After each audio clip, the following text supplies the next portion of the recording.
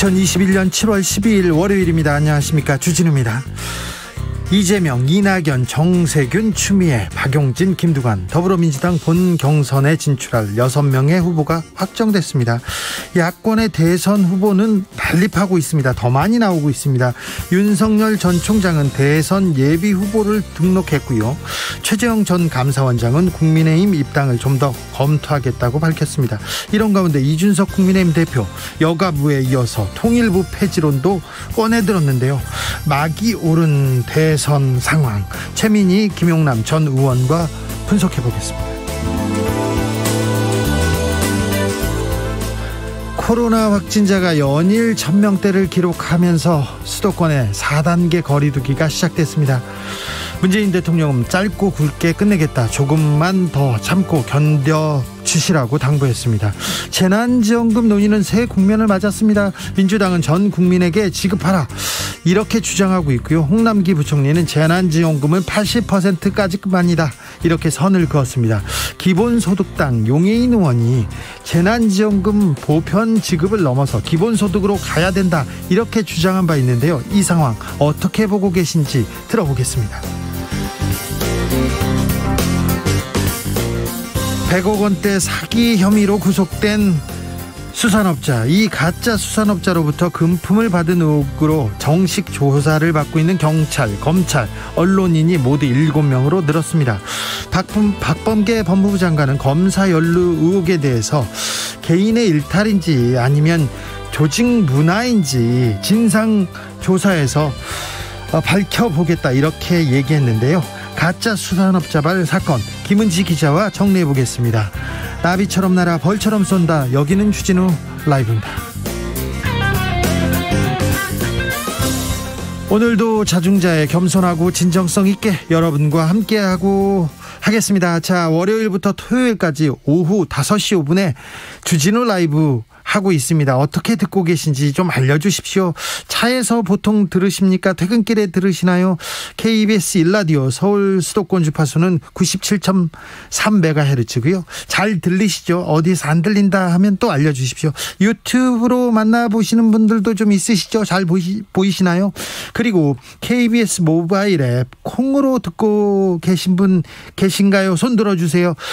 오늘부터 KBS 1라디오 주진우 라이브를 콩에서도 보이는 라디오로 보고 들으실 수 있게 된답니다. 휴대전화에서 콩 앱 켜시고 KBS 1라디오 채널 화면 하단에 캠코더 마크 누르시면 1라디오 생방송으로 만나보실 수 있다고 합니다. 콩으로도 많이 봐주십시오. 말 나온 김에 주진우 라이브 어디서 어떻게 듣고 계신지 알려주십시오. 본방사수 인증 퀴즈도 오늘 들어갑니다. 햄버거 세트 받아가십시오. 샵 9730, 짧은 문자 50원, 긴 문자는 100원입니다. 공으로 보내시면 무료입니다. 그럼 주진우 라이브 시작하겠습니다.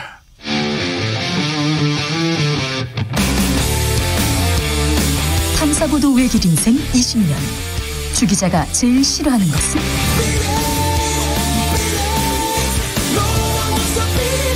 이 세상에서 비리와 부리가 사라지는 그날까지, 오늘도 흔들림 없이 주진우 라이브와 함께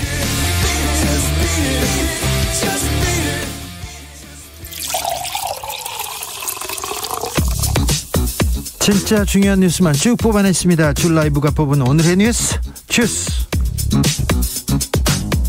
정상근 기자, 어서 오세요. 안녕하십니까. 코로나 상황이 좀 심각하네요. 네, 어제에 비해서 한 200여 명 줄었습니다만 그래도 확진자가 무려 1,100명이 나왔습니다. 주말인데 이렇게 많이 나왔어요. 네, 엿새 연속 1,000명을 넘기고 있고요. 이 월요일에 발표된 확진자 수 가운데 가장 많은 확진자 수이기도 합니다. 주말도 마찬가지여서요. 그렇죠. 지난 주말 이틀 합계 2,700명이 넘었습니다. 그 전주 이틀 합계가 1,500여 명이었으니까 이 2배 가까이 늘어난 상황이고요. 특히 서울 확산세가 이어지고 있는데 서울 강남구 현대백화점에 이어서 영등포구의 한 백화점에서도 확진자가 나왔고요. 지난 8일부터 서울에서 열린 또 수천 명이 방문한 유아 박람회에서도 확진자가 나와서 행사가 중단이 됐습니다. 네.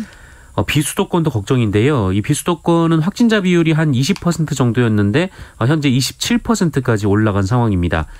특히 부산의 유흥주 전발 확진자가 누적 150명을 넘겼고요. 예. 이 경남 김해에서도 유흥주 전발 확진자가 나오고 있습니다.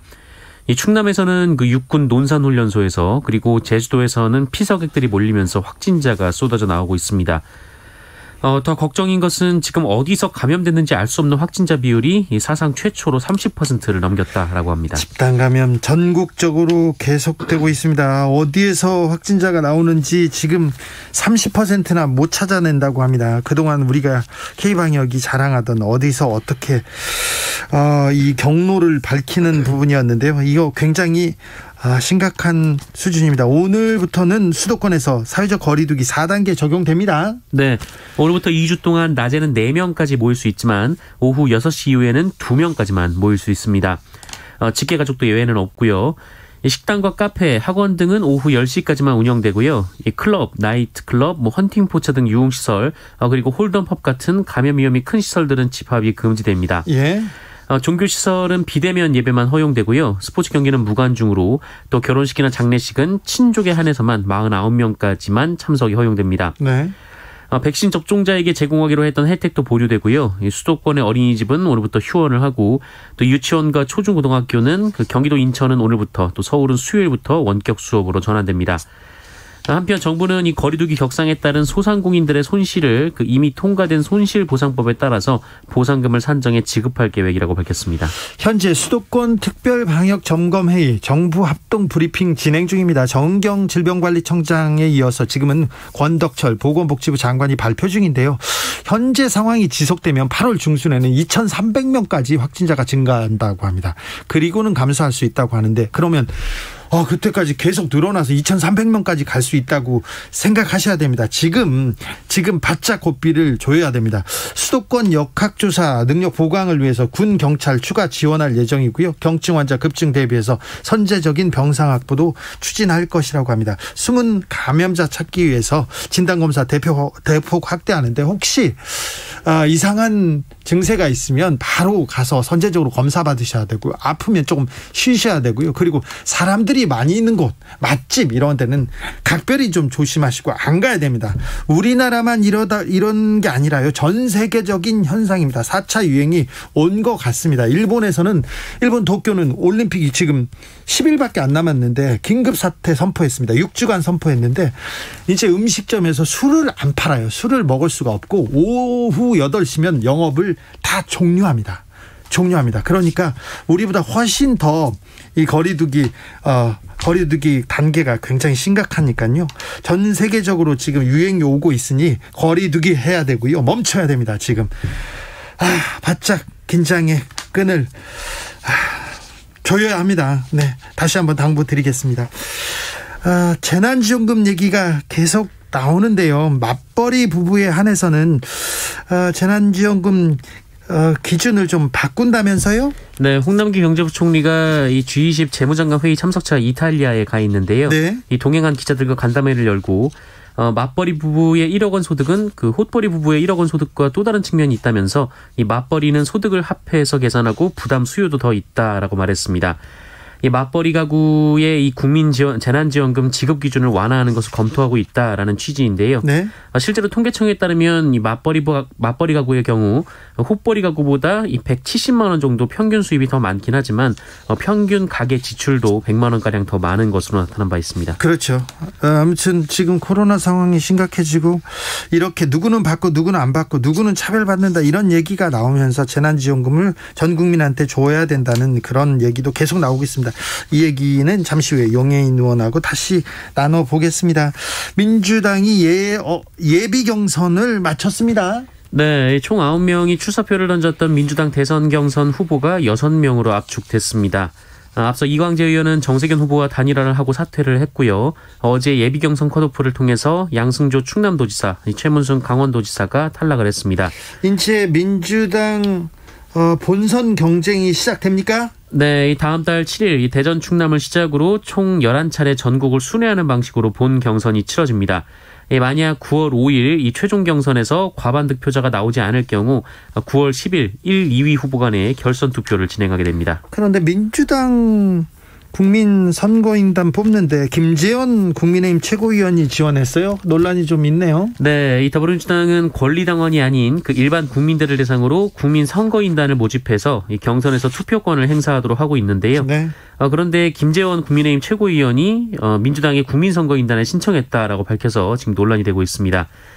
어제 이 자신의 SNS에 이 민주당 대선 주자들이 국민선거인단에 신청해달라고 문자 메시지를 보내서 기꺼이 신청을 완료했다라고 했고요. 그래서 거기서 누구를 찍었다 얘기해서 역선택 얘기도 나오고 있습니다. 네, 이재명 후보 캠프 측의 정진욱 부대변인이 논평을 내서 이 후보들의 이름을 거론하며 사실상 역선택을 주장했다며 국민의힘이 변화를 주장하지만 구태 정치의 본색은 달라지지 않았다라고 비판했습니다. 하지만 김재원 최고위원은 오늘 최고위원회의에서 뭐가 불법 행위인지 민주당 관계자들은 알려달라라고 반박했고요. 이준석 대표는 이 민주당 경선 룰의 취약점을 알려준 김재원 최고위원이 화이트 해커라는 주장을 하기도 했습니다. 취약하지도 않고요. 이게 또 큰 영향을 미치지도 않을 것 같은데 아무튼 경선이고 대선 기간이기 때문에 작은 말이 굉장히 예민하게 받아들여지고는 있습니다. 최재형 전 감사원장이 정치 활동에 대해서 입장을 밝혔습니다. 네, 최재형 전 원장은 부친인 고 최영섭 예비역 대령의 이 사무제를 위해 대전 현충원을 방문한 뒤 기자들과 만난 자리에서 이 정치는 뜻을 같이 하는 분들이 힘을 모아 공동의 목표를 이뤄가는 과정이다라면서 이 국민의힘 입당 여부나 시기를 좀 더 검토해보겠다라고 밝혔습니다. 당장 국민의힘에 입당하는 것보다는 조직을 먼저 꾸리겠다는 의지로 언론은 해석을 하고 있는데요. 이 최재형 전 원장은 대선 예비 후보 등록 일정을 묻자 이 정치를 막 시작했다고 결심한 뒤 장례를 치른 상황이어서 구체적 일정을 정하지 않고 있다면서 충분히 준비된 다음에 일정을 말씀드리겠다라고 말했습니다. 앞으로도 계속 생각해보겠다, 고민해보겠다, 나중에 준비되면 얘기하겠다 이런 식으로 얘기할 거예요. 아무튼 정치를 막 시작했고 대선에 나선다는 얘기는 분명히 했습니다. 네. 윤석열 전 총장은 최재형 전 감사원장하고 단일화할 수 있다는 입장을 또 냈네요. 네, 오늘 보도된 동아일보와의 인터뷰에서 이 최재형 전 감사원장과 단일화를 할 수 있느냐라는 질문에 이 개인의 정치적 욕망을 추구하기보다는 정권 교체라는 대의를 위해 무엇이든 할 수 있다면서 단일화를 포함해서 정권 교체를 할 수 있는 방안이라면 어떤 결단도 내리겠다라고 말을 했습니다. 알겠습니다. 윤석열 전 총장, 유승민 전 의원 예비 후보 등록을 했네요. 네, 오늘 예비 후보 등록이 시작된 첫날인데요. 윤석열 전 총장은 이석준 전 국무조정실장이 대리 접수를 했고 유승민 전 의원도 대리 접수를 통해서 예비 후보 등록을 마쳤습니다. 주말 새 한일 정상회담이 열릴 것 같다는 보도가 나왔는데 이게 언론에서 지금 앞서 달린 것 같아요. 청와대에서 유감 표명했습니다. 네, 그 일본 언론에서 이 지난 주말 사이에 일본 정부가 한국 정부의 정상회담 요청을 수용했다라거나 15분 정도의 회담이 될 것이다. 좀 이런 자세한 내용까지 담은 보도가 나왔었습니다. 네. 그런데 이 청와대와 외교부가 그 일본에서 나오는 이런 보도가 그 일본 정부의 떠보기라고 판단하고 유감을 표명했습니다. 일본 정부가 이 일본 내 여론을 떠보고 회담이 무산될 경우 그 책임을 우리 측에 떠넘기려는 일종의 언론 플레이라는 주장인데요. 청와대 관계자는 언론에 이렇게 비신사적으로 나오면 일본에 갈 이유가 없다라고 강한 불쾌감을 토로했고 또 외교부는 정상회담을 검토하고 있는 것은 사실이지만 이런 상황에서는 협의가 지속되기 어렵다며 그 일본의 신중한 대응을 촉구했습니다. 좀 치사해요. 네. 지금 일본 올림픽 성공적으로 좀 개최하기 위해서 개최한다고 해서 성공적이라고 얘기할 수는 없겠지만 한국한테 정상회담 정상이 와달라고 이렇게 부탁하고 정상회담을 잡아도 지금 갈까 말까한데 지금 계속해서 언론에서 이렇게 언론 플레이를 해가면서 굉장히 페어 플레이는 아닌 것 같습니다. IT에서 피랍된 한국인 부부 석방됐습니다. 네, IT에서 무장단체에 납치됐던 한국인 부부가 피랍 16일 만에 풀려났습니다. 외교부에 따르면 이들은 선교사로 해당 지역에서 선교 활동을 벌이다가 그 이웃 국가인 도미니카 공화국으로 이동하던 중에 붙잡혔습니다. 네. 지난달 24일 그 IT 수도 이 프로토프랭스 외곽 지역에서 불상의 납치 단체에 피랍이 됐고요. 현재 이들의 건강은 대체로 양호한 상태라고 하고 어제 IT를 떠나서 이 3국을 경유해 귀국할 예정이라고 합니다. 정부는 사건을 파악하고 주 IT 대사를 겸하는 그 이노 주 도미니카 공화국 대사를 신속 대응 팀장으로 현지에 파견한 바 있습니다. 그리고 최종건 외교부 1차관이 이 현지 외교장관과 통화해서 사건 해결을 위한 이 관심과 협조를 요청한 바 있습니다. 네. 이 IT에서는 150여 개 무장 범죄 조직이 활동하고 있는 것으로 추정되고 상당수가 납치 범죄로 획득한 몸값을 주 수입원으로 삼고 있다라고 합니다. 이에 정부는 올해 2월과 4월 이 선교단체의 여행 자제 및 파견 인력 철수를 권고한 바 있습니다. 굉장히 위험한 지역이니까 IT를 이렇게 여행하겠다 이렇게 계획하신 분들은 각별히 조심하셔야 됩니다. 여행은 자제해달라는 권고가 내려진 바 있습니다. 서울대의 청소 노동자 사망 사건 관련해서 더 좀 비난을 받고 있는 것은 서울대 교수들의 안이한 대응입니다. 네, 서울대 기숙사 청소노동자 50대 이모 씨가 급성 심근경색으로 근무 중 사망한 사건과 관련해서 과중한 업무와 갑질로 인한 과로사라는 비판이 유족과 노조 측에서 제기됐는데요. 네. 그런데 서울대 보직 교수들이 거친 표현을 써가면서 이에 대한 반박에 나서고 있습니다. 뭐라고 했습니까? 네, 특히 서울대 학생처장을 맡고 있는 구민교 행정대학원 교수는 한 분의 안타까운 죽음을 놓고 산 사람들이 너도나도 피해자 코스프레 하는 것이 역겹다라며 언론의 마구잡이로 유통 소비되고 있는 악독한 특정 관리자 얘기는 모두 사실과 거리가 멀다라고 주장했습니다. 영어 시험, 한자 시험 이런 거는 좀 너무했잖아요. 네, 그 일이 있었다는 것 자체를 부인하진 않았는데요. 네. 하지만 이런 필기 시험이 직무교육 과정의 일환이라거나 정장 차림의 드레스코드 요구는 회의 참석 이후 바로 퇴근하라는 취지였다라고 해명을 했습니다. 이 교수님이 그렇게 얘기하신 거예요? 네, 하지만 그거 자체가 문제라는 지적은 계속 제기되고 있습니다. 구민교 교수 얘기는 잠시 후에 저희가 안진걸 소장하고 더 자세히 얘기해 보겠습니다. 생후 20개월 된 아기의 시신을 유기한 친모가 있었습니다. 구속됐습니다. 네, 대전지법은 어제 이 사체 유기 혐의로 그 20대 A 씨에 대해 청구된 구속영장을 이 도주와 증거인멸 등 우려가 있다며 발부했습니다. A 씨는 지난달 중순 이 숨진 딸의 시신을 이 대전 대덕구 집안에 이 아이스박스에 넣어둔 혐의를 받고 있습니다. 지난 9일 그 아이의 외할머니이자 그 A 씨의 모친이 아동학대가 의심된다라는 취지의 신고를 해서 경찰이 출동을 했고 아이의 시신을 발견했습니다. 네. 아이는 이 친아버지인 B 씨 등으로부터 심한 폭행을 당하다가 숨진 것으로 경찰은 추정하고 있습니다. 시신 곳곳에 학대의 흔적이 있었다라고 하는데요. 그리고 오늘 대전경찰청은 이 친부를 중구의 한 모텔에서 체포했습니다. 이 친부는 지난달 중순 이 대전 대덕구 자신의 집에서 아이를 때리고 학대해 숨지게 한 혐의입니다. 네, 엄중히 처벌하기를 빕니다. 또 한 명의 노동자 사망 사건 소식을 전합니다. 네, 충남 공주의 한 시멘트 공장에서 40대 협력업체 직원이 설비에 끼어 숨지는 사고가 있었습니다. 리프트가 있었는데요. 이 리프트에 이 시멘트 포대가 끼었습니다. 이 포대를 빼기 위해서 기계를 잠시 멈추고 수리를 하러 들어갔다가 이 변을 당했습니다. 현장에는 3명의 노동자가 같이 일하고 있었는데요. 한 명은 리프트를 조작을 하러 갔고 다른 한 명은 보고 있었음에도 불구하고 갑자기 일어난 사고를 막지 못했습니다. 현재 대전지방고용노동청과 경찰이 이 사고 경위를 조사하고 있습니다. 네, 아무튼 또 한 명의 노동자가 사망했습니다. 안타깝지만 계속 저희가 전하겠습니다. 주스 정상근 기자 함께했습니다. 감사합니다. 고맙습니다. 1325님께서 부산은 103.7입니다. 사무실에서 들어요 얘기하고 계십니다. 8763님은 퇴근하고 지하 주차장에서 라디오 듣고 있습니다. 와이프가 요즘 들어 퇴근이 왜 이렇게 늦냐고 의심을 하기 시작하는데 뭐라고 해야 될까요? 라디오 듣고 늦게 가시는군요. 네.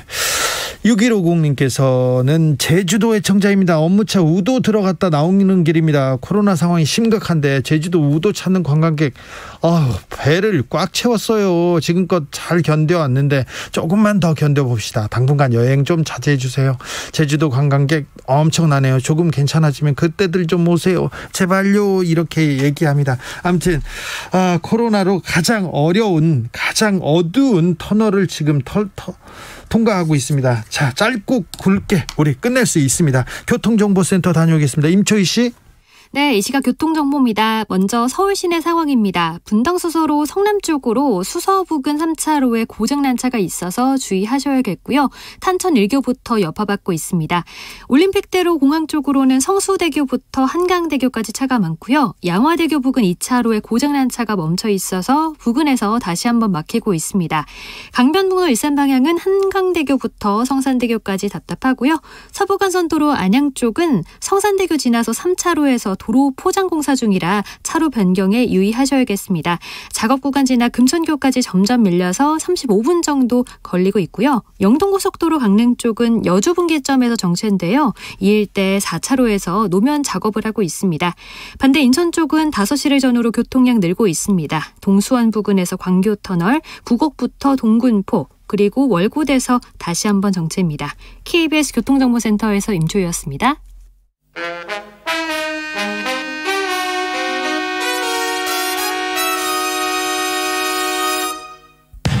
주진우 라이브 본방 사수 인증 퀴즈 객관식입니다. 문제를 잘 듣고 보기 번호와 정답을 정확히 적어 보내주세요. 오늘의 문제, KBS 라디오의 모바일 어플 이름은 무엇일까요? 보기 1번 보리, 2번 콩, 3번 녹두. 다시 한번 들려드릴게요. 보기 1번 보리, 2번 콩, 3번 녹두. 샵9730 짧은 문자 50원, 긴 문자는 100원입니다. 지금부터 정답자 선착순 20명께 햄버거 세트 모바일 쿠폰 드리겠습니다. 주진우 라이브 본방 사수 인증 퀴즈, 내일 또 만나요.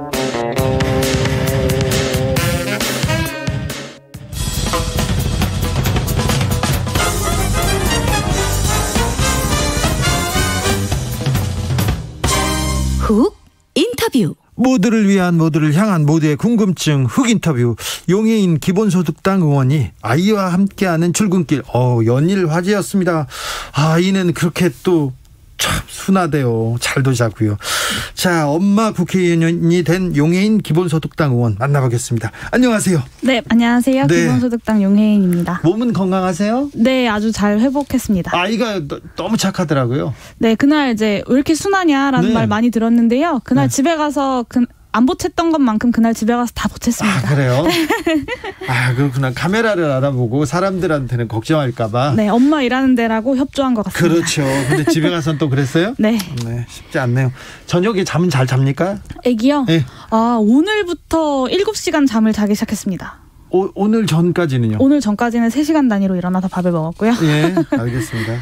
59개월이라니 출산 59일 만에 국회에 복귀하셨다고요? 네, 이제 재택근무랑 병행하면서 법안 검토, 공동 발의도 하고 저희 토론회 준비도 하고 쭉 했었는데요. 근데 이 추경 논의, 그리고 최근에 이제 종부세 완화 논의가 좀 진행이 되면서 국회에서 논의가 이번 달 7월 국회에서 시작이 될 텐데 그 전에 좀 복귀를 해야겠다고 마음이 좀 조급해져가지고 네. 돌아오게 되었습니다. 법적으로는 얼마나 쉴 수 있어요? 법적으로 정해진 바는 없습니다. 근데 이제 보통의 노동자들 같은 경우는 90일까지 출산휴가가 보장되어 있고요. 네. 이전에 20대 국회에서 신보라 전 의원 같은 경우는 45일 정도 사용한 것으로 제가 알고 있습니다. 네. 아무튼 몸은 건강하시다고요? 네. 급했어요? 아무튼 할 일이 많습니까? 네, 아주 많습니다. 어떤 일 해야 됩니까? 네, 일단 이제 코로나19 확산되는 과정에서 나와 있는 추경안 논의가 이제 예정되어 있고요. 그리고 이번 주 조세소위에서 또 종부세 완화 개정안 논의가 예정되어 있습니다. 네. 기본소득에 대해서도 조금 얘기해야 되겠는데 지금 민주당 후보들이 지금 기본소득 논쟁을 벌이고 있잖아요. 네. 너도 나도 기본소득 얘기하는데 누가 진짜예요? 네. 일단 이제 기본소득에 대해서 모든 후보들이 얘기하고 있는 게 참 반가웠는데요. 네. 민주당에선 얘기하고 있어요. 네, 그렇습니다. 야권 후보들도 기본소득에 대한 입장을 밝히긴 하더라고요. 네. 근데 이제 아무래도 기본소득에 대해서 가장 실제로 일선에서 또 시행해 왔었던 이재명 지사님이 기본소득에 대해서는 가장 민주당 내에서는 적극적으로 이 이야기를 하고 계신 것 같은데요. 네. 예전에는 이제 단순하게 찬성이냐 반대냐만 이야기 됐었는데 지금은 신복지 국가라거나 안심소득이라거나 마이너스 소득세 같은 좀 다양한 정책들이 경쟁할 수 있는 것이 좀 예전에 비해서는 논의가 많이 발전한 것 같다라고 보고 있습니다. 그렇습니까? 지금 국민 10명 중에 8명 기본소득 찬성한다고 했는데 이재명 지사가 내놓는 기본소득이 조금 문제가 있다면서 다른 후보들은 지금 공격하잖아요. 그 부분은 어떻게 보시는지요? 네, 오히려 이제 제가 원래 알던 이재명 지사님의 스타일은 그런 공격에 대해서 돌파하시는 스타일인데 이렇게 약간 한 발 이렇게 약간 좀 빼시더라고요. 네. 근데 이제 기본소득 기본소득에 대해서 원칙적인 입장들과 함께 아무래도 이제 집권 여당이다 보니 현실적으로 어떻게 구현할지가 이제 이재명 지사 캠프에서도 고민이 많은 것으로 제가 알고 있고요. 아마 이제 구체적으로 정책들을 다듬다 보면 좀 더 구체적인 제안들이 나오면서 좀 많은 의문들이 해소되지 않을까 기대하고 있습니다. 지금 민주당 대선 주자들이 기본소득으로 계속 정책을 갈고 닦고 있는데요. 이 어떤 부분이 좀 부족하고 어떤 부분을 더 해야 된다. 기본소득당도 준비하고 있는 게 있습니까? 네, 기본소득당에서도 이제 이번 대선 준비를 시작하고 있는데요. 사실 이제 기본소득이 필요하다라는 것에는 아까 말씀하신 것처럼 80%의 국민들이 지지를 보내는 것으로 좀 공감대가 형성되고 있는 것 같습니다. 그래서 이제는 어떤 기본소득을 어떻게 재원을 마련해서 얼마부터 언제 시작할 것인지를 좀 결정하는 대선이 되어야 되지 않을까라는 생각을 하고 있고요. 그런 취지에서 기본소득당에서는 제가 대표 발의한 기본소득 공론화 법안이 현재 국회에 발의가 되어 있습니다. 네, 재난지원금은 80% 선별해서 준다는 정부 논리에 대해서 조금 궁색하다고 지적하셨어요? 네, 이제 김부겸 총리께서 이제 시정연설을 국회에서 하시면서 작은 차이로 지원을 받지 못하는 분들의 몫을 조금 더 형편이 어려운 이웃들에게 두텁게 얹어드리는 것이 대한민국 공동체가 선택해야 할 길이다라고 말씀을 하셨는데요. 근데 이 연설을 듣고 국민 여러분들께서 우리 사회가 통합성과 연대성이 높아졌다라고 느끼기 좀 어려울 것 같습니다. 특히나 정부 여당이 최근에 종합부동산세 이제 개정을 이야기하면서 부동산 감세를 추진하고 있는데요. 이 부동산 값이 폭등해서 국민들이 분노하고 있는 와중에 부동산 부자들의 세금을 깎아주겠다라고 이야기하면서 동시에 이제 재난지원금 80%로 선별하겠다라는 이야기로 우리 사회의 연대를 이야기하는 것이 과연 얼마나 설득력이 있을까 싶습니다. 아, 그래요? 그렇습니까? 기본소득도 그렇고 재난지원금 문제도 좀 갈 길이 좀 머네요. 다른 이야기 좀 여쭤볼게요. 여성가족부 폐지에 대해서는 어떻게 생각하세요? 네, 이게 사실 이제 대선 후보들과 제1야당의 대표가 이야기를 했는데요. 네. 여성가족부가 잘 일을 하고 있는지 정말 우리 사회의 성평등을 위해서 그리고 성차별을 시정할 수 있는 방향의 일을 해왔는지에 대해서 따져볼 수는 있다고 생각합니다만 엄연히 존재하고 있는 차별과 불평등의 문제에 있어서 예산을 뺏어가겠다라는 심보가 아닌가라는 생각이 듭니다. 네. 사실 이제 제1야당의 대선 후보와 당대표가 여성들이 겪는 차별과 불평등에 대해서 알고도 그런 이야기를 했다면 저는 참 나쁜 정치인들이다라는 생각이 들고요. 예. 모르고 그런 이야기들을 한다면 사실 좀 참 무능한 정치인들이다라는 생각이 듭니다. 네. 결혼 전 배우자의 문제에 대해서 이렇게 검증하는 거 있지 않습니까? 요새 계속 나오는데 한 후보에 대해서 이 부분은 어떻게 이 논쟁에 대해서는 어떻게 보고 계세요? 결혼 전의 문제에 대해서 책임을 이제 후보에게 묻긴 참 어렵겠으나 사실 이제 대통령이 된다는 것은 대한민국 전체를 이제 이끌어갈 리더십을 구성하는 것인데 과연 대통령이 된 이후에 도덕적으로 이 대통령 일가가 도덕적이고 뭐 문제 없이 혹은 위법하지 않게 이렇게 일을 할 수 있을지에 대해서 검증하는 것은 저는 필요하다고 생각하고요. 그것이 국민 눈높이에도 맞는 방법이라고 생각합니다. 그렇습니까? 아이와 함께 국회 출근했을 때 좀 네. 이거는 좀 불편해. 이거는 좀 바꿨으면 좋겠어. 이렇게 생각한 적이 있었어요? 사실 국회는 그래도 그나마 유모차가 다닐 수 있는 이제 그 경사로라거나 이런 게 좀 잘 되어 있는 편이긴 한데요. 네. 수유실도 구비되어 있기는 합니다. 근데 실제로 수유실을 사용할 수 있을 만큼 좀 편리하게 구성되어 있진 못하고요. 이것이 이제 그나마 좀 대한민국에서 잘 준비되어 있는 곳이라는 점이 좀 굉장히 안타까웠고요. 개인적으로는 이제 아이와 함께 움직이는 게 2배의 에너지와 2배의 시간이 든다라는 점을 좀 체감할 수 있었던 시간이었습니다. 그리고는 그 이후에도 계속 같이 출근하고 있습니까? 아니요, 그렇진 않고요.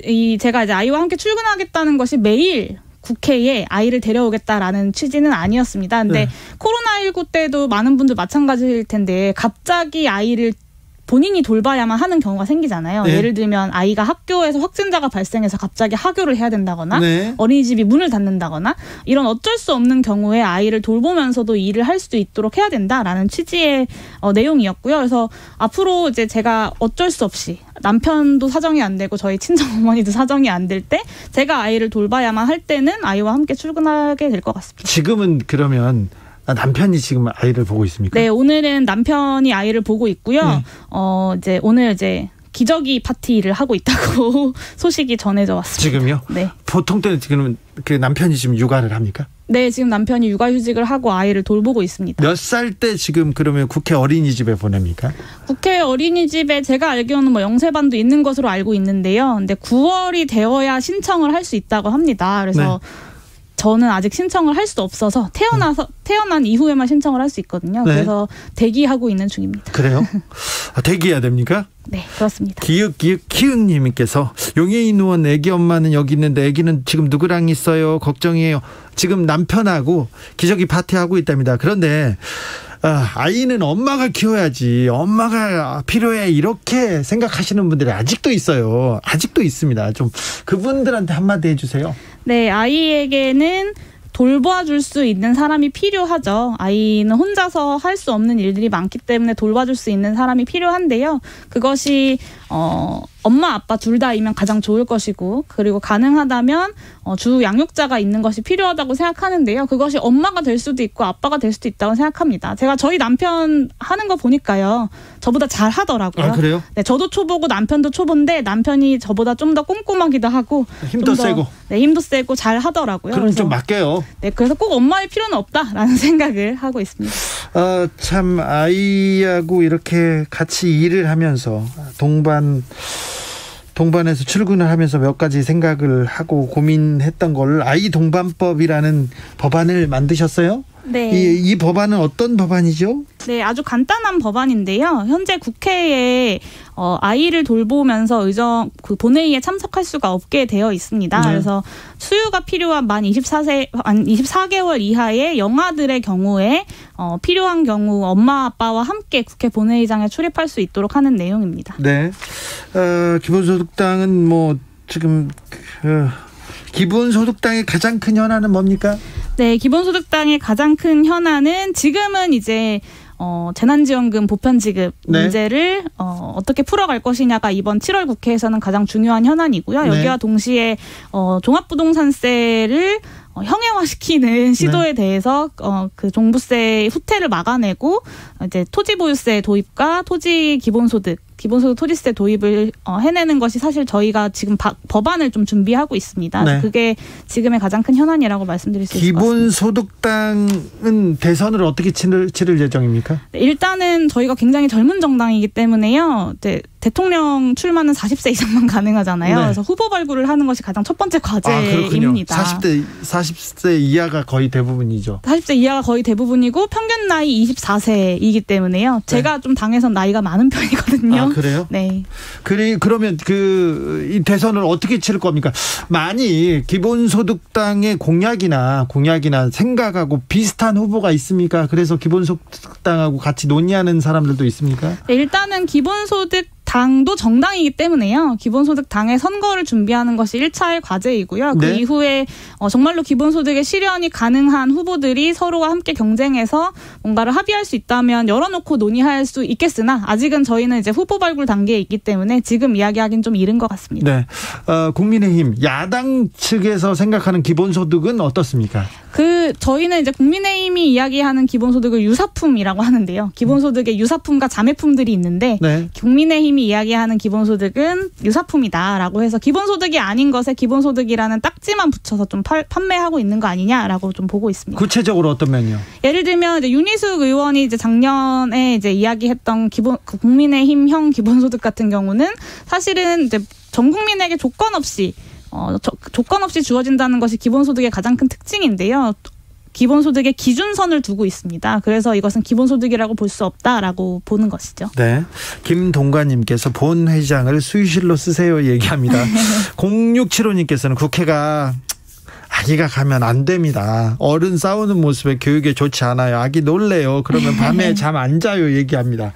국회 와가지고 스트레스 받아서 밤에 잠을 안 잤는지 모르겠습니다. 자, 마지막으로 용해인 의원 앞으로의 계획 다시 한번 말씀해 주십시오. 일단 국회에 돌아와서 할 일이 참 많아서 네. 이렇게 오히려 에너지가 막 샘솟고 있습니다. 이렇게 약간 투지가 막 샘솟고 있고요. 투지는 항상 있었잖아요. 네, 이번 7월 국회가 진짜 중요한 국회일 텐데요. 네. 전국민 재난지원금 그리고 종부세 후퇴 막아내는 것뿐만 아니라 앞으로 대선까지 기본소득 실현의 로드맵들을 좀 잘 마련해 나가고 기본소득 대선을 위해서 기본소득 후보를 좀 잘 발굴해 나가는 것이 앞으로 저의 올해 연말까지의 기획이자 계획이다라고 말씀드릴 수 있을 것 같고요. 기본소득당이 작지만 국회에서 어떤 역할을 하는지 좀 지켜봐 주시면 좋을 것 같습니다. 알겠습니다. 아이도 잘 키우시고요. 네, 아주 예쁘게 잘 크고 있습니다. 건강하시고요. 네. 지금까지 용해인 기본소득당 의원이었습니다. 네, 감사합니다. 나비처럼 날아 벌처럼 쏜다. 주진우 라이브.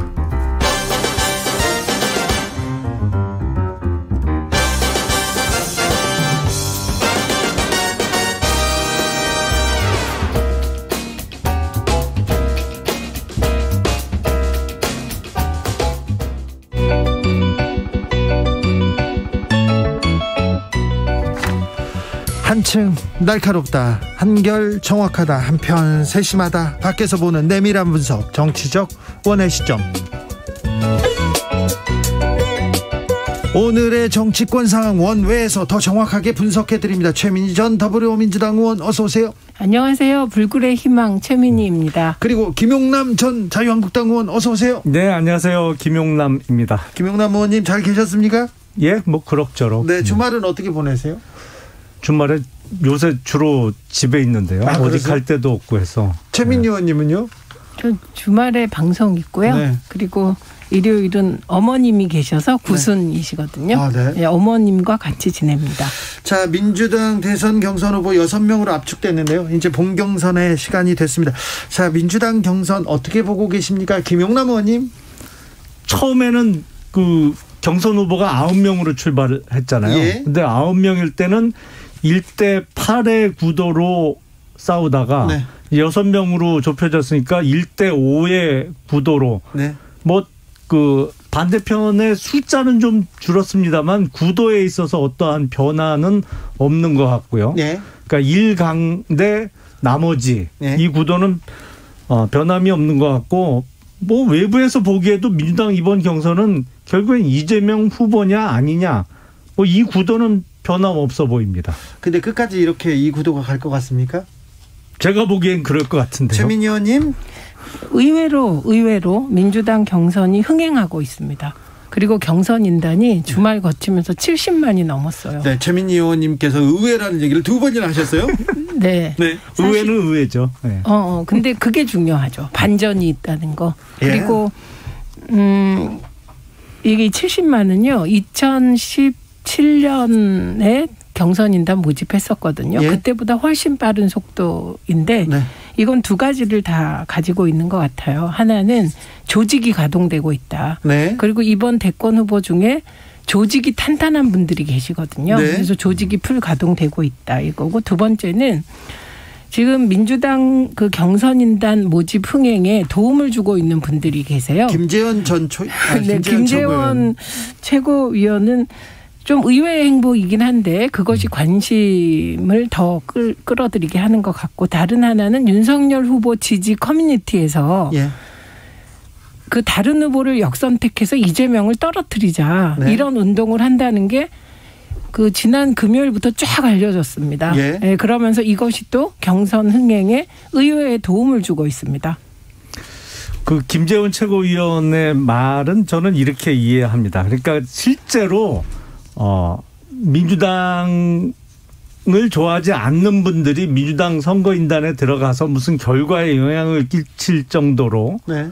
그러니까 송영길 대표의 표현대로 하면 대깨문만큼 조직화되어 있지 않아요. 국민의힘 지지자들은. 그러니까 그런 경우는 상상하기가 좀 어려워요. 근데 다만 김재원 최고위원이 지적한 거는, 저도 사실은 민주당 선거인단 가입해달라는 각 후보 측이 보낸 문자를 여러 통 받았거든요. 네. 그러니까 무차별적으로 지금 살포되고 있는 어떤 선거인단 모집과 관련한 활동을 지적을 한 것이고, 또 추미애 후보가 역시 야당 입장에서 보기엔 좀 더 분발해 주시면 국민의힘에게 큰 도움이 될 것 같다. 그 점을 지적한 것이 아닌가 싶습니다. 최민희 의원님. 어쨌든 경선인단이 200만이 넘어가면 역선택의 걱정은 없습니다. 네. 근데 김재원 최고의 행보는 어쨌든 이례적인 것이고요. 네. 그래서 정의당이 제가 보기에는 국민의힘의 우호적인 것 같은데 오늘은 이례적으로 논평까지 냈습니다. 타당을 조롱하는 그런 정치 행태는 하지 말아달라고. 근데 저에게도 국민의힘 대표 경선할 때 혹은 뭐 최고위원 경선도 하고 그때 그랬으니까 참여하라고 메시지가 왔어요. 그러나 사실 참여하지 않고 그런 메시지가 왔다는 걸 공개적으로 말하지 않죠. 근데 최고위원이 그렇게 하는 게 적절하다고 보긴 어렵죠. 그러나 그게 무슨 대세의 지장이 있겠습니까? 네, 뭐 또 그렇게 또 얘기할 수도 있죠. 네. 그런데 윤석열 전 총장 지지자들이 그렇게 모여서 이게 조직적으로 야 누구는 누구를 떨어뜨리자, 누구는 안 된다, 이재명 안 된다 이거 얘기하는 거는 또 그럴 수도 있어요. 그럴 수도 있으나 이 부분은 어떻게 보시는지요?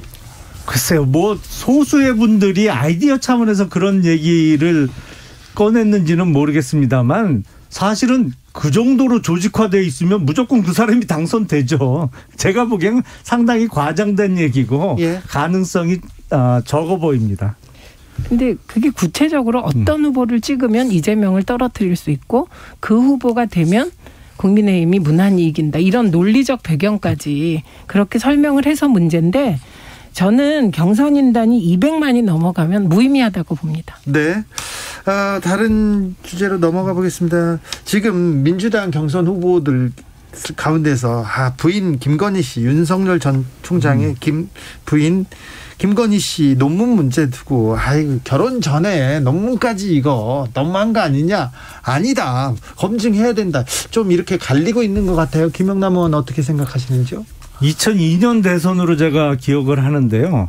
대통령 후보로 나선 분들의 가족들에 관한 사실상의 여론 내지는 정치권에서의 검증이 기존에는 있어 왔죠. 그런데 2002년 대선 때 당시 노무현 후보의 장인과 관련해서 빨치산 활동을 하면서 양민 학살의 앞장선 거 아니냐라는 의혹에 대해서 그때 뭐라고 했어요. 노무현 후보가 그러면 장인 때문에 사랑하는 부인을 아내를 버려야 합니까? 그 한마디로 정리가 됐어요. 그리고 지금 정부 들어서는 대통령의 자녀와 관련한 여러 가지 의혹들, 뭐 일부는 팩트가 드러난 것도 있습니다만 이것과 관련해서 민주당에서 철저하게 방어를 해왔어요. 근데 뜬금없이 이게 본인도 아니고 부인의 그것도 논문. 근데 그 부인이 그 학위를 이용해서 대학 교수에 임용된 것도 아니고 저도 뭐 학위를 왜 받았는지 이해하기 어려울 정도의 그런 상황인데 논문 검증을 하겠다고 한 거는 글쎄 좀 뜬금없지 않나요? 그게 무슨 상관이 있어요? 논문 검증은 민주당이 시작한 게 아닙니다. 아니 그 대학에서 했잖아요. 그 대학에서. 근데 그러니까. 제가 보기엔 뭐 왜 시작했는지 대충 짐작은 가는데 자기네들이 하기 줘놓고는 자기네들이 검증하겠다고. 학교에서는 검증을 해야죠. 그렇죠. 네. 근데 우선 저는 대권 후보로 나온 분의 검증은 무한 검증이어야 한다고 개인적으로 생각합니다. 다만 이재명 후보가 결혼 전의 일까지, 결혼 전의 직업까지 책임져야 되겠느냐, 뭐 이런 요지의 발언이었거든요. 그러나 배우자까지 검증해야 된다는 입장은 확고해요. 근데 대권 후보로 나왔으면 가족까지 검증해야 되는 건 다 동의하는 거고 저는 검증 기준은 이해충돌 방지법이 기준이 돼야 된다고 생각합니다. 근데 논문 건은 저는 이 부분은 그 윤석열 후보 부부가 대응을 좀 잘못했다고 생각하는 게 그 김건희 씨에 대한 논문은 김건희 씨가 갑자기 윤석열 후보가 정치 참여 선언하는 그날 나타나서 나는 논문을 석사 논문도 쓰고 뭐 박사 논문도 쓰느라고 뭐 할 시간이 없었다라고 말하면서 봉인 해제된 것이거든요. 그래서 그 대응도 잘못됐고 이어서 윤석열 후보가 우리 말하자면 김건희 씨는 술도 못 마시고 그리고 새벽 2시, 3시까지 공부만 한다. 이런 발언을 하니까 이게 현안이 돼버린 겁니다. 그래서 그런데 그 논문에 결정적으로 그분이 쓴 것 중에 하나에 회원 유지를 멤버 유지라고 영어로 번역해가지고 이것이 반응을 폭발적으로 이끌어내고 있는 것이라 언론이 혹은 뭐 지지자들이 검증하는 거를 누구도 막을 수가 없죠. 네. 예, 그러나 저는 이재명 후보가 얘기한 부분 결혼 전 직업까지 그 책임질 수 있겠느냐 이 취지는 동의합니다. 대통령 후보가 되려고 하는 사람들의 가족들에 대한 검증을 왜 하겠어요? 왜냐하면 혹시라도 그 사람이 대통령이 실제로 됐을 때 가족들이 어떠한 권력을 남용하는 데 개입한다든지 아니면 어떤 이권 개입이 이루어질까 봐 검증을 하는 거예요. 근데 제가 이 말씀을 왜 드리냐면 소위 논문 검증은 약간 뜬금없다 이 얘기죠. 이게 어떤 권력을 이용한 어떤 이권 개입하고도 거리가 너무 멀고 만약에 학위 심사 과정에서 문제가 있었다면 그 논문을 통과시킨 지도 교수나 아니면 그 논문 심사에 참여한 분들의 문제가 있을 수는 있겠죠. 근데 이거는 좀 꼬투리 잡기로 보여요. 아무리 봐도. 꼬투리 잡기로 보인다. 3008님께서 그런데 윤 총장 검증은 조국 전 장관과 형평을 맞춰야 한다고 봅니다. 이게 또 변수입니다. 그거 완전히 사안이 틀리죠. 조국 당시 장관과 관련해서는 사실은 권력 남용의 의혹이 있었고 권력 남용이 어디에 의혹이 지금 하나 밝혀진 게 별로 없지 않습니까? 아니 잠시만요. 이건 이런 거예요. 예를 들면 공주대의 인턴 증명서가 문제가 됐습니다. 네. 공주대 인턴. 그런데 이 공주대 인턴을 한 거는 조국 전 장관이 그냥 교수 때예요. 그런데 그 딸의 공주대 인턴까지 문제를 삼았는데 윤석열 후보가 이건 뭐 국민대에서 그 대학에서 자율적으로 뭐 검증하면 된다, 절차 밟으면 된다고 했는데 예. 공주대에서 2번이나 공식적인 회의를 열어서 인턴 증명서에 문제가 없다. 이렇게 발표를 했음에도 검찰이 개입해서 그 인턴 증명서까지도 제가 편의상 인턴 증명서라고 표현하는데 이것까지도 기소했거든요. 그러니까 잣대가 다른 거예요. 김건희 씨 논문 건에 대해서는 대학이 자율적으로 하면 된다 그러고 조민 씨의 그 인턴 관련한 증명서와 관련해서는 이거는 검찰이 개입하고 지금 이런 걸 얘기하는 거죠. 그때 조국 교수도 그냥 교수였습니다. 조국 장관 관련해서는 뭐 하도 사안이 많아갖고 네. 다 기억은 안 나는데 최강욱 무슨 열린민주당 의원 열린민주당 의원 지금 기소돼서 재판받고 있는 것도 무슨 인턴 증명서인가 뭐 관련된 거 아니에요? 아들 관계된 거고 제가 그것도 아들이었네. 딸이 제가 아니고? 말씀드린 어쨌든 거는 그건 기소됐잖아요. 지금 재판받고 있잖아요. 그러니까 지금 말씀드리는 게 똑같은 예가 조국 전 장관 딸의 공주대 인턴 관련 증명서가 비슷한 케이스예요. 뭐 어쩌면 논문이 더할 수도 있죠. 그리고 이 부분은 민주당 차원에서 공식 검증하는 게 아니라 이거는 유튜브 채널이 하고 열린민주당 의원들이 하고 이거를 막을 수는 없다. 이 말씀을 드리는 겁니다. 그러니까 어떠한 사실이 없었는데 허위로 어떤 증명서를 발급했느냐의 문제하고 논문이 석사나 박사 학위를 받기에 했는데 통과가 됐느냐 뭐 이건 정도의 문제니까 좀 차이가 있겠죠. 공주대의 경우는 네. 공주대가 2번이나 공주대 뭐였는지 기억도 안 나요. 사안이 그러니까 하도 많아갖고. 어쨌든 인정하시는 걸로. 논문 얘기는 그만하자고요. 네. 근데 7109님께서 이랬습니다. 윤석열 예비 후보가 내 아내를 버려야 합니까? 이렇게 하면 이거 통과할까요? 대통령 될까요? 이렇게 물어보는데요. 아니 그건 버릴 일은 아니잖아요. 사실은 논문 영문 초록 작성하는데 좀 허투루 했다고 그게 뭐 버릴 일은 아니잖아요. 그냥 수사겠죠. 그냥 뭐 그런 식의 대응. 네. 그 노무현 후보의 경우는 그 당시에 그러면 조광지철을 버려야 합니까? 이 말이 심금을 울린 건 그때 권양숙 여사의 아버님은 이미 돌아가셨을 때예요. 그리고 권양숙 여사가 아버지를 선택해서 태어나는 게 아니잖아요. 그래서 그게 절절하게 가슴을 울렸는데 예를 들면 김건희 씨나 최은순 씨가 지금 가지고 있는 혐의는 논문뿐만 아니라 주가 조작이라든가 네. 사기 행위에 대한 불법 혐의를 받고 있는 거니까 이거는 감성에 호소하실 필요가 없어요. 이 부분은 검증을 받아야 된다고. 네, 이거는 법적 판단을 그냥 받으면 돼요. 김영남 의원님. 뭐 그 부분이야 받아야겠죠. 그렇죠. 네. 그거야 정말 어떤 범죄 특히 결혼 이후에 벌어졌던 일에 대해서는 검증 받아야겠죠. 특별히 그러면 김건희 씨와 도이치모터스의 거래 의혹, 주가 조작 의혹 이 부분은 명확하게 좀 밝혀져야 되겠네요. 그럼요. 장모 관련된 부분도 그렇고요. 법적 결혼 혐의는 이후에 불법 혐의는 아니 그거는 뭐 밝혀져야겠죠. 당연히 검증 받아야죠. 근데 네. 그것도 저는 되게 복잡하던데요, 그거. 복잡하죠. 네. 복잡한 게. 네. 그 사무장 병원 관련한 최은순 씨 3년 실형 선고받고 법정 구속된 건도 굉장히 복잡해요. 거기에 책임 면제각서도 등장하고 그렇기 때문에 문제인 것 같아요. 이게 그냥 당시에 2015년에 다른 혐의자들이 재판받을 때 받았으면 안 복잡한데 네. 혼자 빠지려니까 복잡해진 게 아닐까 추측해 봅니다. 그건 정말 추측이신 것 같고. 네, 그때는 그때는 빠졌고 지금은 또 얘기가 돼가고 있습니다. 정치권에 뭐 다른 얘기가 많은데 윤석열 전 총장 얘기는 그만하고요. 네. 정치적 원의 시점 2부에서는 다른 건설적인 얘기로 넘어가 보겠습니다. 김용남 의원 하고 싶은 얘기 다 하십시오. 정치권에 건설적인 얘기가 가능해요? 건설해보자 우리가. 네. 저희는 6시에 2부에서 돌아오겠습니다.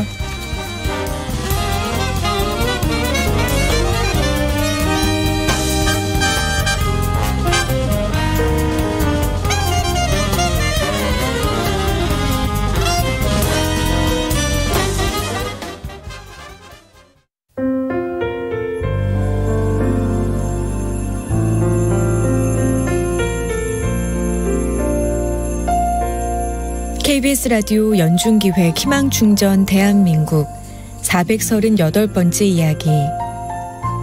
안녕하세요. 아나운서 이연주입니다. 11살 성원이는 선천적으로 골연골종이라는 희귀병을 앓고 있습니다. 성원이는 이 희귀병 때문에 몸이 자라면서 수시로 뼈를 잘라내는 수술을 받아야 하는데요. 유일한 보호자인 외할머니는 다가오는 수술 날짜들을 볼 때마다 마음이 아픕니다. 여러 차례 수술을 받으면서도 울거나 떼쓰지 않고 꾹 참아내던 성원이의 모습이 눈앞에 아른거립니다. 작년 간경화로 엄마를 먼저 보내면서도 애써 눈물을 삼키던 손자 성원이. 외할머니는 또래보다 일찍 어른이 돼버린 손자가 너무 안쓰럽기만 합니다. 두 사람이 지금의 아픔을 이겨내고 행복한 미래를 맞이할 수 있도록 여러분이 함께 힘을 모아주세요. 코로나19 여파로 사례자와 취재팀의 안전을 위해 사연으로 대신 전달합니다. 여러분의 따뜻한 손길이 희망의 빛이 됩니다. ARS 060-700-1580 060-700-1580 한 통화 3,000원으로 희망을 선물해주세요. KBS 라디오 연중기획 희망충전 대한민국은 초록우산 어린이재단, 인탑스 주식회사 그리고 청취자 여러분과 함께합니다. ARS 060-700-1580 한 통화 3,000원입니다.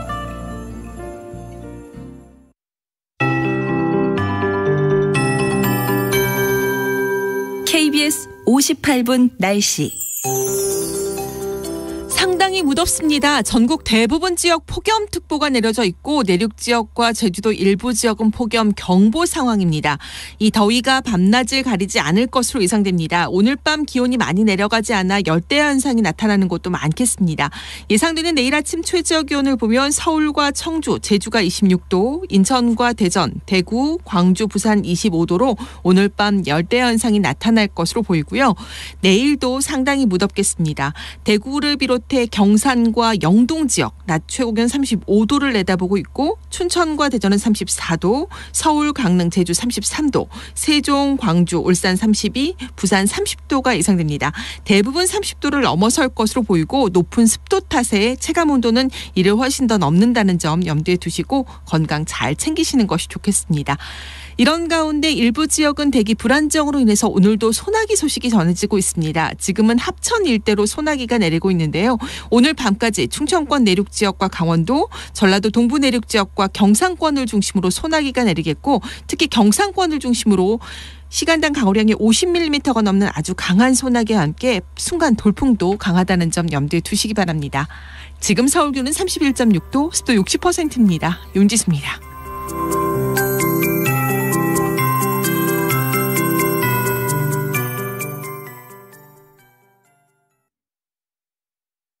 정성을 다하는 국민의 방송 KBS가 6시를 알려드립니다. AM 711kHz, FM 97.3MHz, KBS 1라디오입니다. HLKA.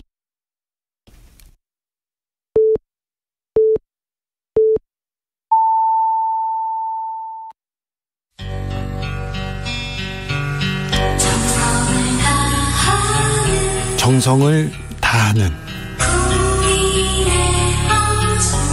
국민의 방송 KBS 주진우 라이브. 그냥 그렇다고요. 주진우 라이브 함께하고 계십니다. 라디오 정보센터 다녀오겠습니다. 조진주 씨.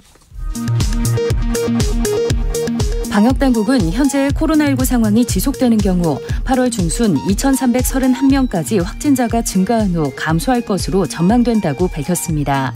다만 수도권 거리 두기 4단계 효과로 유행이 강력하게 통제된다면 당분간 현 수준의 증감을 유지하다가 8월 말 600명대 규모로 감소할 것으로 예측했습니다. 치명률은 낮지만 감염력이 높은 코로나19 4차 유행에 대비해 방역당국이 선제 검사를 확대하고 생활치료센터 등 경증병상 확보에 나섰습니다. 코로나19 4차 대유행에 김호란 청와대 방역기획관의 책임이 크다며 야권이 경지를 촉구한 데 대해 청와대는 그럴 계획이 없다고 밝혔습니다. 더불어민주당 선거관리위원회가 오늘 대선 경선 후보 6명의 캠프 대리인과 만나 경선 일정에 대한 의견을 수렴했습니다. 경찰이 수산업자를 사칭한 김모 씨로부터 고급 시계 등 금품을 받은 혐의를 받는 현직 검사를 불러 조사했습니다. 지금까지 라디오 정보센터 뉴스였습니다. 정치적 원의 시점 최민희, 김용남, 최민희 두 분과 건설적인 이야기로 좀 넘어가 보겠습니다. 자, 건설적인 얘기로 갈게요.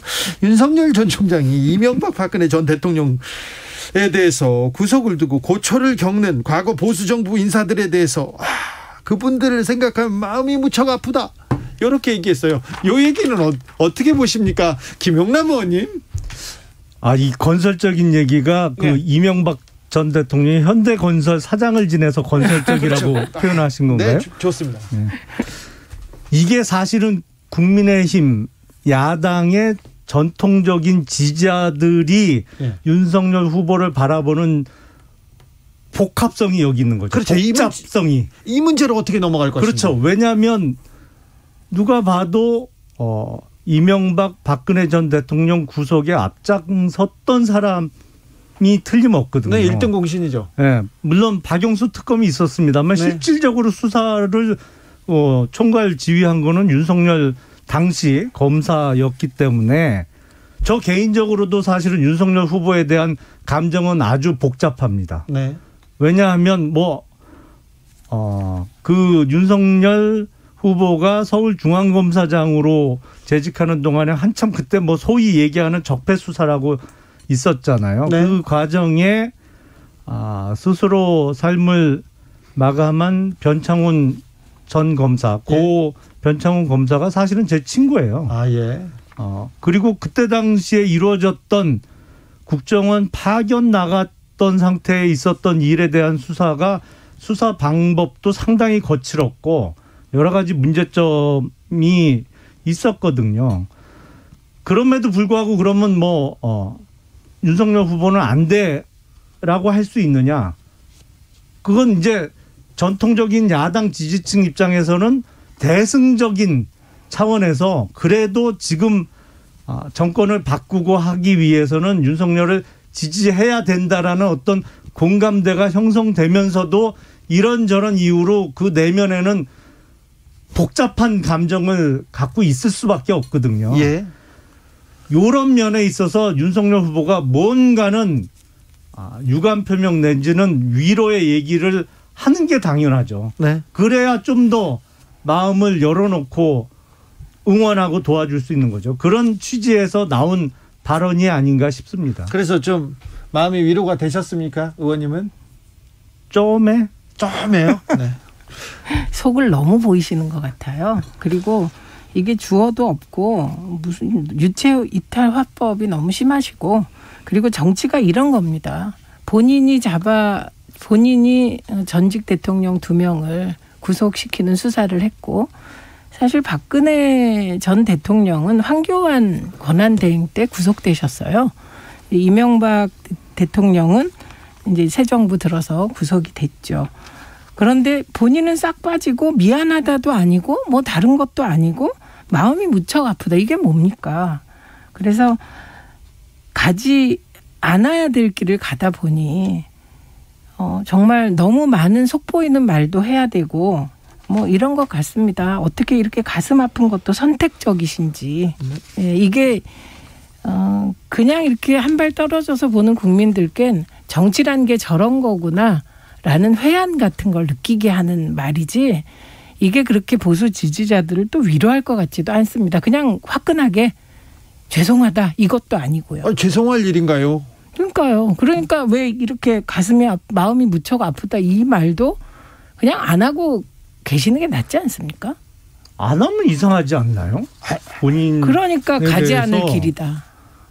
아니 그러니까 민주당 입장에서는 윤석열이라는 후보가 없는 게 최선이겠죠. 아니면 대선 레이스에서 중도에 탈락하거나. 근데 어쨌든 야당 지지자들 입장에서는 지금 야권에서 1등이란 말이에요. 그리고 그게 1등이 나온 이유도 있어요. 왜냐하면 문재인 정부의 가장 탈법적인 어떤 행위에 대해서 가장 선명하게 맞섰던 사람이기 때문에 1위를 지금 하고 있는 것이거든요. 그러니까 복잡한 감정은 많지만 그래도 지지를 할 수밖에 없는 상황이고, 그거에 대해서 후보 입장으로서 어느 정도의 입장 표명은 저는 필요하다고 봅니다. 그러니까 대통령이 되려니까 이런 입장 표명도 해야 하는 상황이 됐습니다. 그런데 저는 이게 민주당 지지자 이런 거를 떠나서 문재인 정부의 검찰총장이, 문재인 대통령께서 마지막 순간까지도 문재인 정부의 검찰총장이다 이렇게 얘기하셨는데,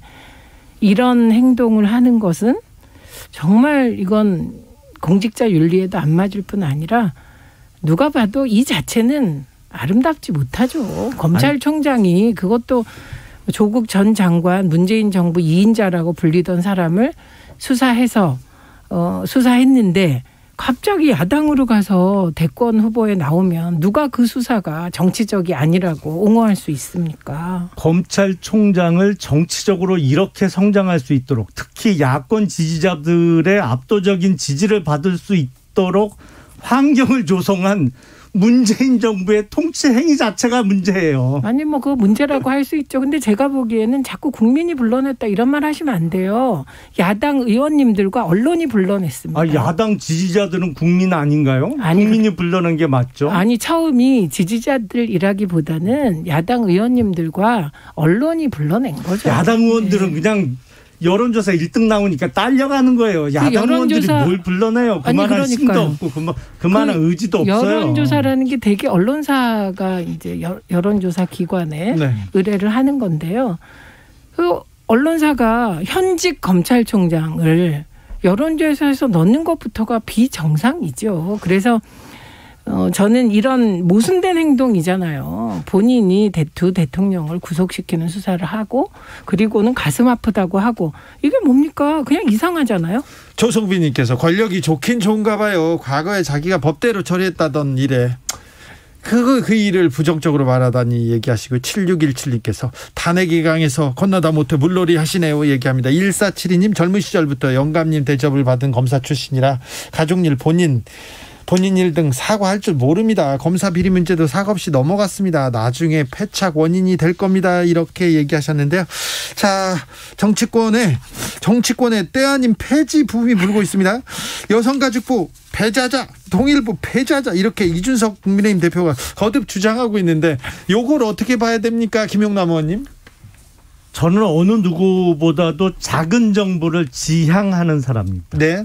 그리고 정부 부처도 통폐합 내지는 역할 분담을 해야 돼요. 사실은 지금 예를 들어서 보건복지부 같으면 보건 분야를 떼어서 질병관리청하고 합치고 복지부하고 여성가족부하고 합치는 게 저는 맞다고 생각을 합니다. 네. 근데 그건 제 생각이고. 구조적인 고민까지 하셨습니다. 고민은 가끔 해요. 네, 그런데요. 그런데 통일부 특히 최근에 몇 년 동안 통일부가 제 역할을 못하고 실망스러운 모습을 많이 보인 건 틀림없는 사실이죠. 일부에서 보기엔 대한민국의 통일부가 통일전선부 남측본부 같은 얘기만 몇 년 동안 해온 것도 틀림없는 사실이에요. 근데 제 역할을 못하고 기능이 고장났다고 아예 없애자고 하는 건 제가 보기엔 너무 나갔어요. 네. 통일을 준비해야 되는 우리 입장에서는 통일부라는 부처가 있어야죠. 그렇죠. 그러니까 이거는 교통사고가 줄지 않고 계속 난다고 해서 자동차 없애버리자는 논리하고 비슷하거든요. 그래서 네. 통일부 폐지는 조금 너무 나간다고 생각이 됩니다. 그러니까 제가 생각하기에 기능과 역할을 못해서 폐지한다면 가장 먼저 폐지해야 될 때가 국회입니다. 국회의원을 없애야 돼요. 국민들이 가장 일 안 한다고 지탄하고 신뢰도가 가장 낮은 게 늘 주요 기관 중에 국회거든요. 네. 그래서 우선은 저는 이 문제 제기 방식이나 의도에 동의가 안 됩니다. 처음에 여성부를 폐지하자 그랬어요. 그건 뻔했습니다. 이대남을 겨냥한 표 전략이었거든요. 네.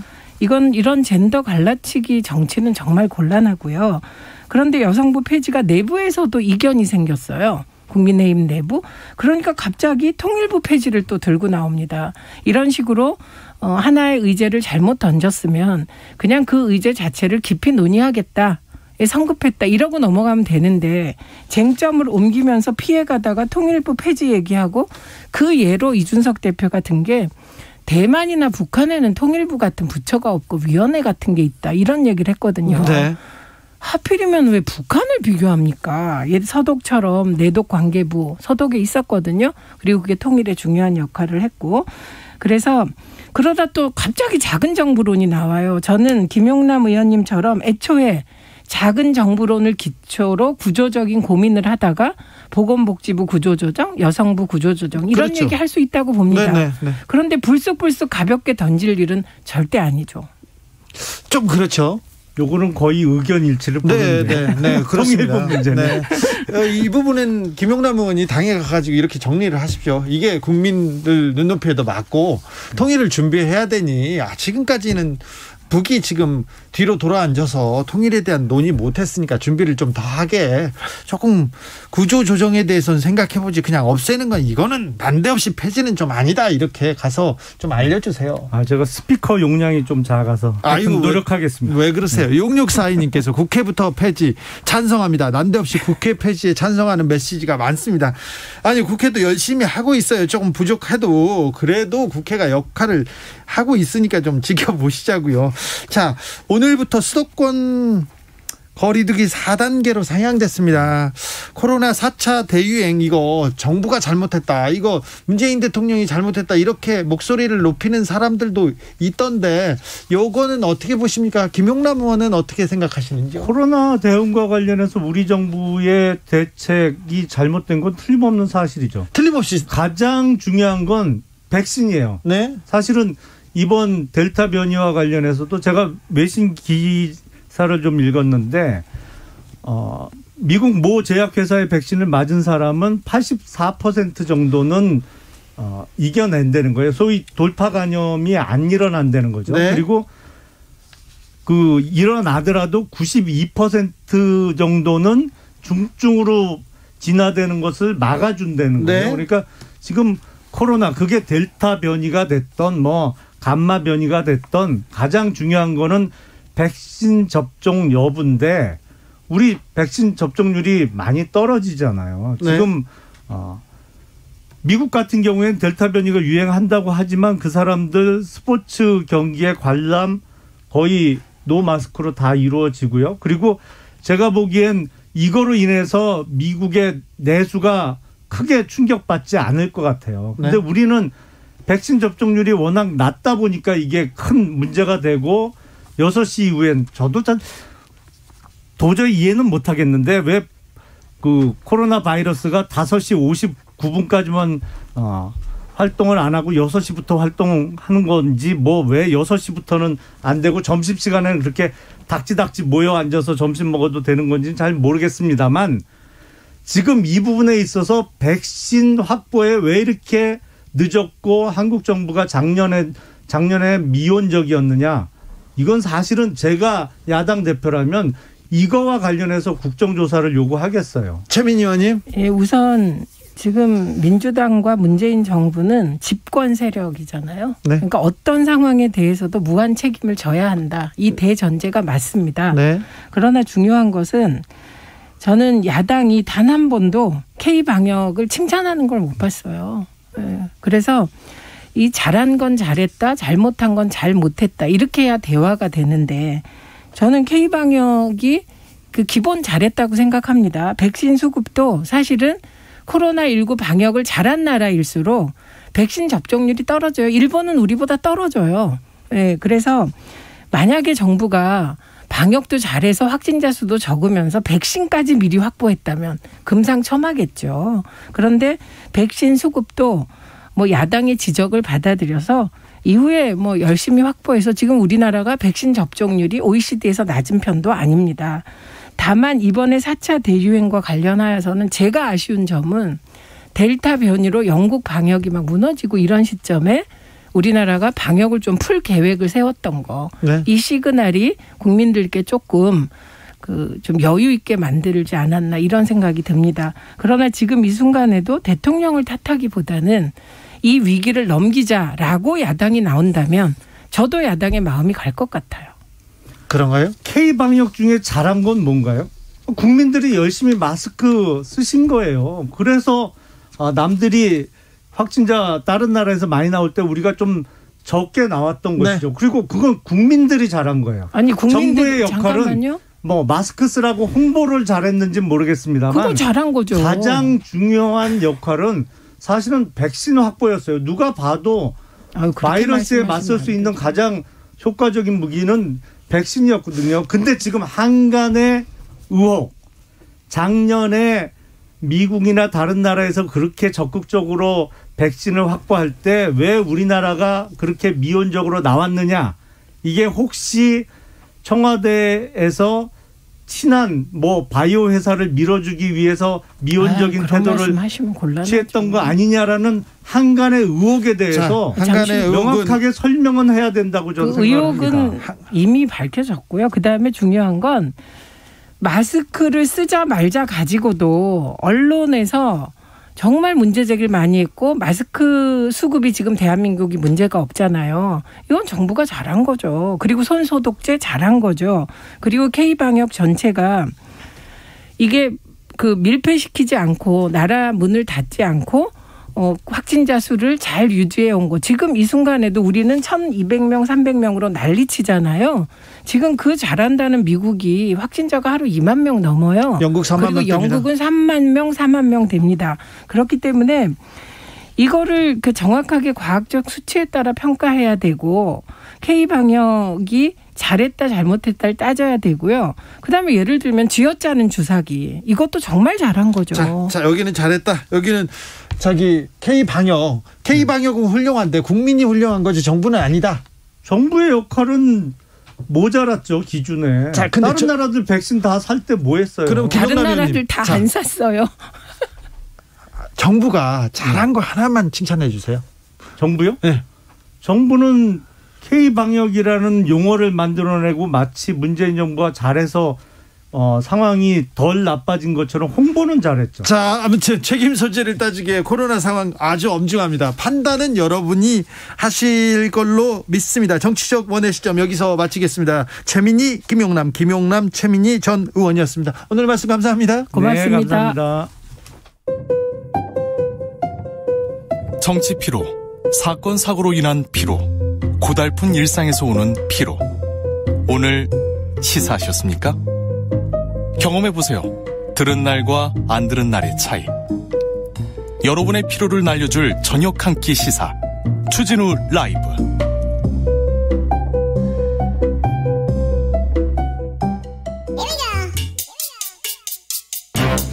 뉴스를 향한 진지한 고민, 기자들의 수다.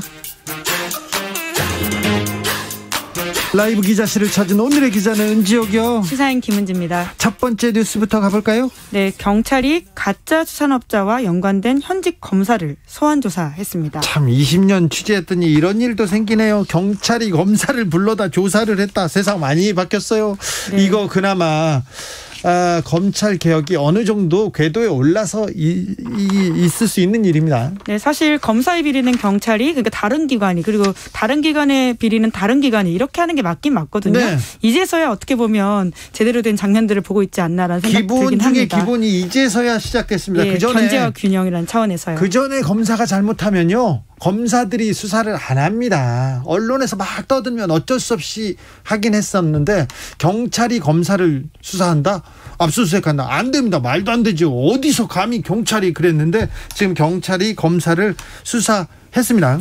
네, 해당 검사가 김 씨로부터 자녀 학원비, 고가의 시계, 고급 해산물 이런 것들을 받았다라는 의혹과 함께 금품 수수의 대가성이 있었는지 이런 것들을 조사한다라고 하는데요. 네. 그러니까 뇌물죄를 따져보겠다라고 하는 거죠. 네. 그런데 대가성이 없었다고 하더라도 금액이 100만 원이 넘으면 김영란법 위반이 될 수 있습니다. 네. 이 사건은 알려져 있다시피 경찰의 사상 첫 현직 검사 사무실 압수수색으로부터 시작되었는데요. 그러니까 통상 영장은 경찰이 압수수색 영장을 신청하면 검찰이 법원에 청구를 받는 절차입니다. 그렇죠. 그런데 이 과정에서 유달리 검사와 관련된 비리 사건들은 영장이 잘 안 나왔거든요. 그렇죠. 검사가 영장 보강하라 이런 식의 이유를 대면서 반려하는 경우가 많았었는데요. 뭐 예를 들면 김학의 사건 같은 것들이 대표적이라고 할 수 있습니다. 네. 네, 그런데 이번에는 검사에 대한 경찰의 영장 신청이 받아들여졌습니다. 네. 그러면서도 검찰에서는 이런 이야기를 했다라고 하는데요. 요즘도 이런 검사 있나요? 라고 동아일보가 보도했습니다. 네.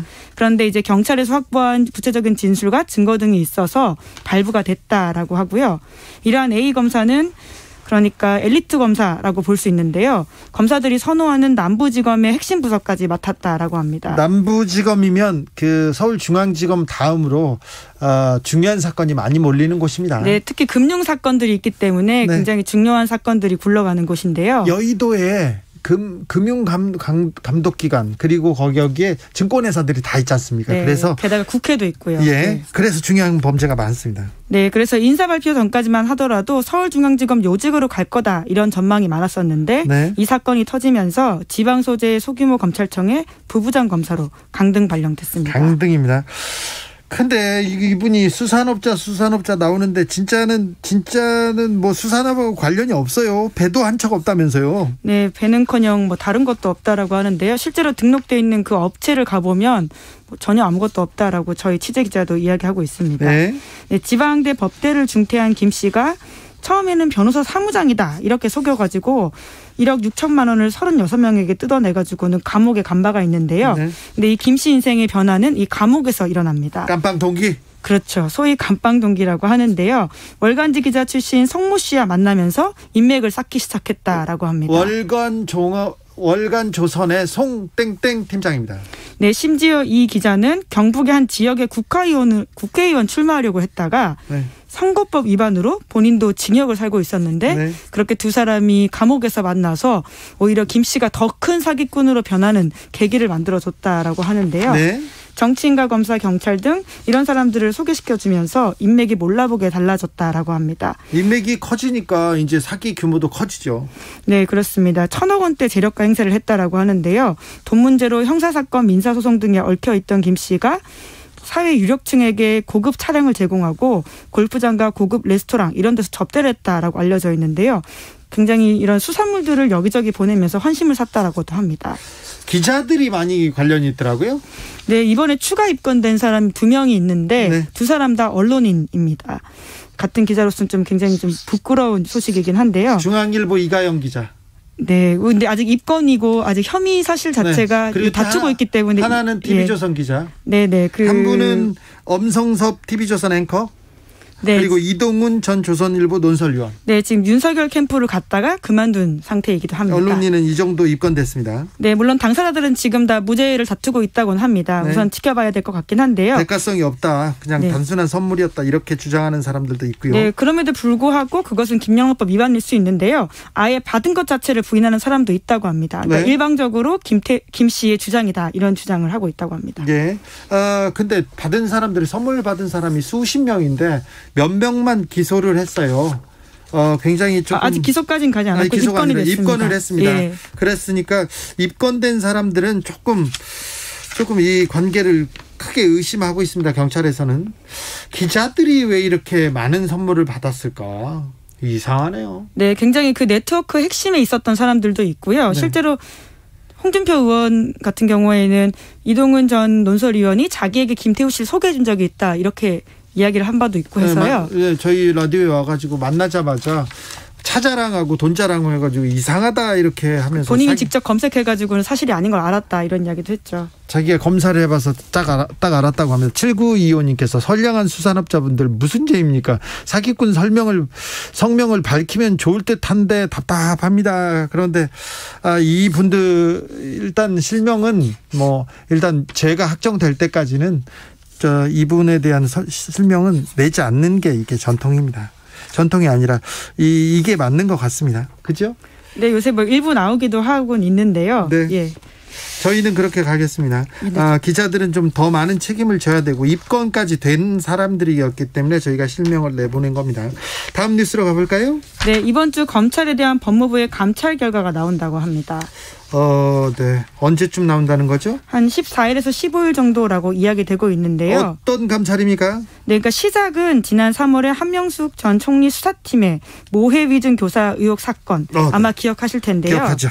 네, 그러니까 자신들에게 유리한 진술, 그러니까 사실상 거짓말을 유도하기 위해서 재소자들에게 초밥도 사주고 해외 전화도 하게 했다. 이런 식의 의혹이 터졌었고요. 네. 이에 대해서 법무부 내부에 감찰이 진행되고 있다라고 보시면 됩니다. 네. 그러니까 소위 검찰의 부적절한 수사 관행을 바로잡아 보겠다라고 하는 건데요. 네. 사실 부적절한 관행을 떠나서 그게 형사범죄까지도 될 수 있었던 사건이기도 했었죠. 그렇죠. 네.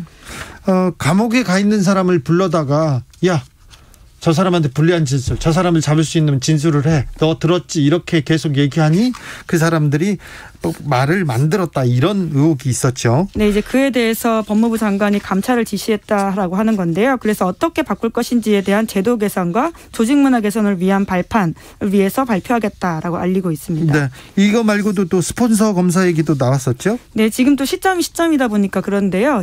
방금 말씀드렸던 것처럼 방금 그 가짜 수산업자 사건에도 현직 검사가 끼어 있기도 하고요. 네. 뿐만 아니라 아마 기억하실 텐데 라임 룸살롱 접대 사건. 네. 여기서도 검사들의 비위가 반복적으로 드러난 바가 있습니다. 예. 그러다 보니까 스폰서라고 하는 것은 더 이상 이제 문화라고도 부를 수 없을 정도의 굉장히 재질이 나쁜 일이라고 볼 수 있는데요. 그렇죠. 이에 대해서 관행을 좀 바로잡겠다라고 하는 건데 사실 검찰 스스로 이에 대해서 문화나 관행이란 단어가 붙는 거에 대한 처절한 반성이 필요하다라고 봅니다. 법무부 장관이 이런 문화, 이런 관행 이거는 뿌리 뽑겠다고 해서 지금 감찰 중입니다. 또 다른 스폰서 검사 사건을 공수처가 직접 수사한다면서요? 네, 공수처가 지난 6일 검찰이 이첩한 김영준 전 부장검사의 뇌물수수 혐의 사건을 수사한다 이렇게 밝혔는데요. 김영준 전 검사 아주 유명한 사람입니다. 네, 그렇죠. 사건 혐의를 좀 알려드리면요. 2016년에 자본시장법 위반 혐의로 검찰 수사받았던 검찰 출신 박모 변호사가 있습니다. 예. 이 사람한테 수사무마해주는 대가로 3차례에 걸쳐서 4천만 원 받은 혐의 받고 있는데요. 그러니까 그 당시에 사건이 서울 남부지검 합수단에 있었습니다. 예. 서울 남부지검이 중요한 곳이라고 아까도 말씀드렸는데요. 여기서 증권범죄 합동수사단이라고 해서 금융범죄를 다루고 있었습니다. 주가 조작 뭐 그런 거 있지 않습니까? 금융, 증권 관련된 거는 여기서 다입니다. 네, 이제 그런데 이 사건의 피의자가 아까 박모 변호사였고요. 예. 근데 이 사건을 소위 봐줬다라는 의심을 사고 있는 게 당시 합수단 단장이었던 김영준 전 부장검사입니다. 합수단 단장이었는데. 네, 그렇죠. 결과적으로 수사가 흐지부지 됐고요. 금품은 김 전 부장검사가 합수단을 떠난 다음에 전달됐다. 이렇게 의심사고 있습니다. 뇌물이잖아요. 네, 이제 그런데 이 사건이 2016년에도 한번 불거진 바가 있는데요. 그때 뇌물로 보지 않고 사건을 종결한 바가 있습니다. 검찰에서. 네, 대검찰청 검사 사건이어서. 네, 특별감찰팀에서 그렇게 했었는데 네. 하지만 또 다른 내부 고발자가 나오면서 2019년에 경찰에 고발이 됐거든요. 예. 그래서 경찰이 1년 동안 수사를 벌이다가 작년 10월 달에 기소 의견으로 검찰에 보냈습니다. 그런데 네. 검찰에서 8개월 동안 이 사건을 쥐고 있다가 이제서야 공수처에 넘겼다라고 합니다. 아직도 그래요. 관행이라고 하겠죠, 검사들은. 근데 검사들의 잘못을 이렇게 단죄하지 않습니다. 수사도 잘 하지 않습니다. 그런데 어떤 사건은 열심히 해요.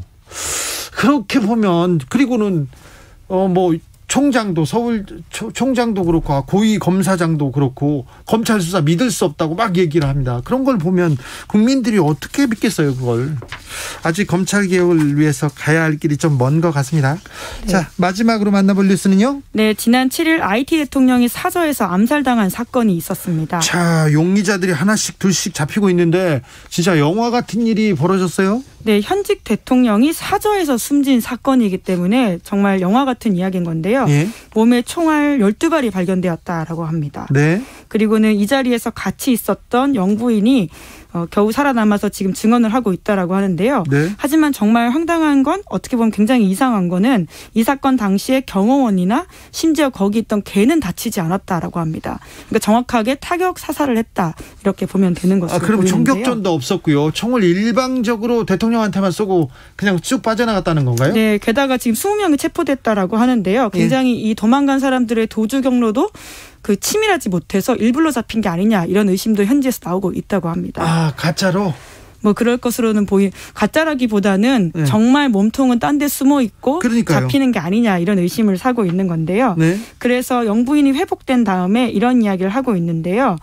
대통령을 죽이려고 했던 세력이 누군지 안다라는 뉘앙스로 이야기하면서 선거뿐만이 아니라 도로, 수도, 전기, 국민투표 때문에 대통령을 살해하려고 어떤 세력이 용병을 보냈다라는 주장을 했다고 합니다. 대체 누가 이런 무시무시한 일을 만들었다고 합니까? 다른 사람들은 어떻게 주장해요? 네, 또 다른 전직 국회의원은 재벌 기득권들이 한 짓이 아니냐, 이렇게 의심을 하고 있다라고 하는데요.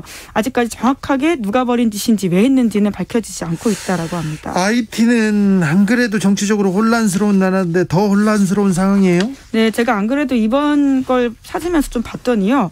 1915년에도 대통령이 살해당한 적이 있더라고요. IT는요? 네, 그러니까 굉장히 정치적으로 혼란스러운 상황들이 계속해서 반복되고 있다라고 보면 될 것 같은데요. 네. 지금도 비슷합니다.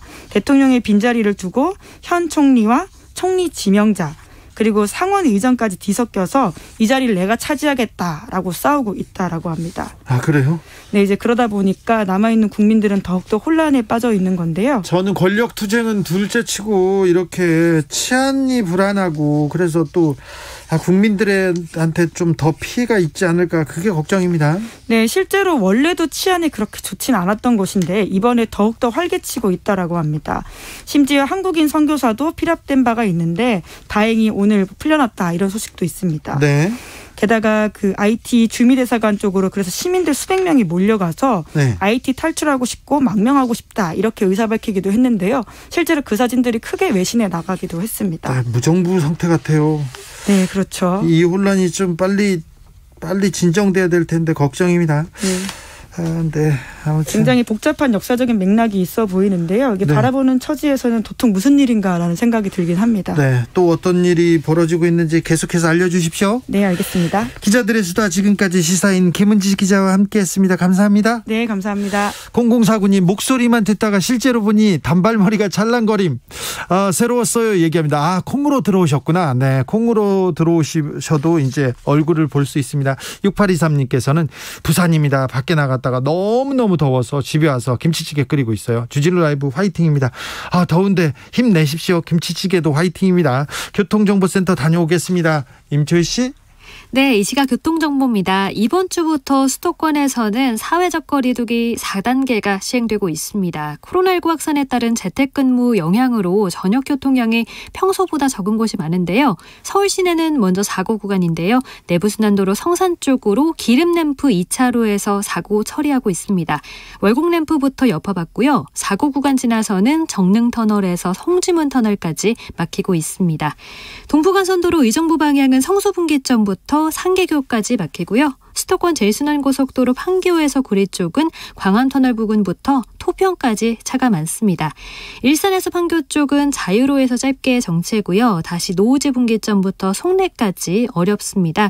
경부고속도로 서울 방향은 기흥 부근에서 수원, 판교 진출로 그리고 양재부터 반포 사이가 정체고요. 반대 부산 방향은 한남대교부터 서초, 신갈에서 수원까지 제속도 못 내고 있습니다.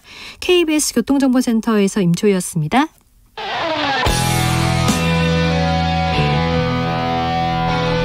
스치기만 해도 똑똑해진다. 드라이브 스루 시사 주진우 라이브.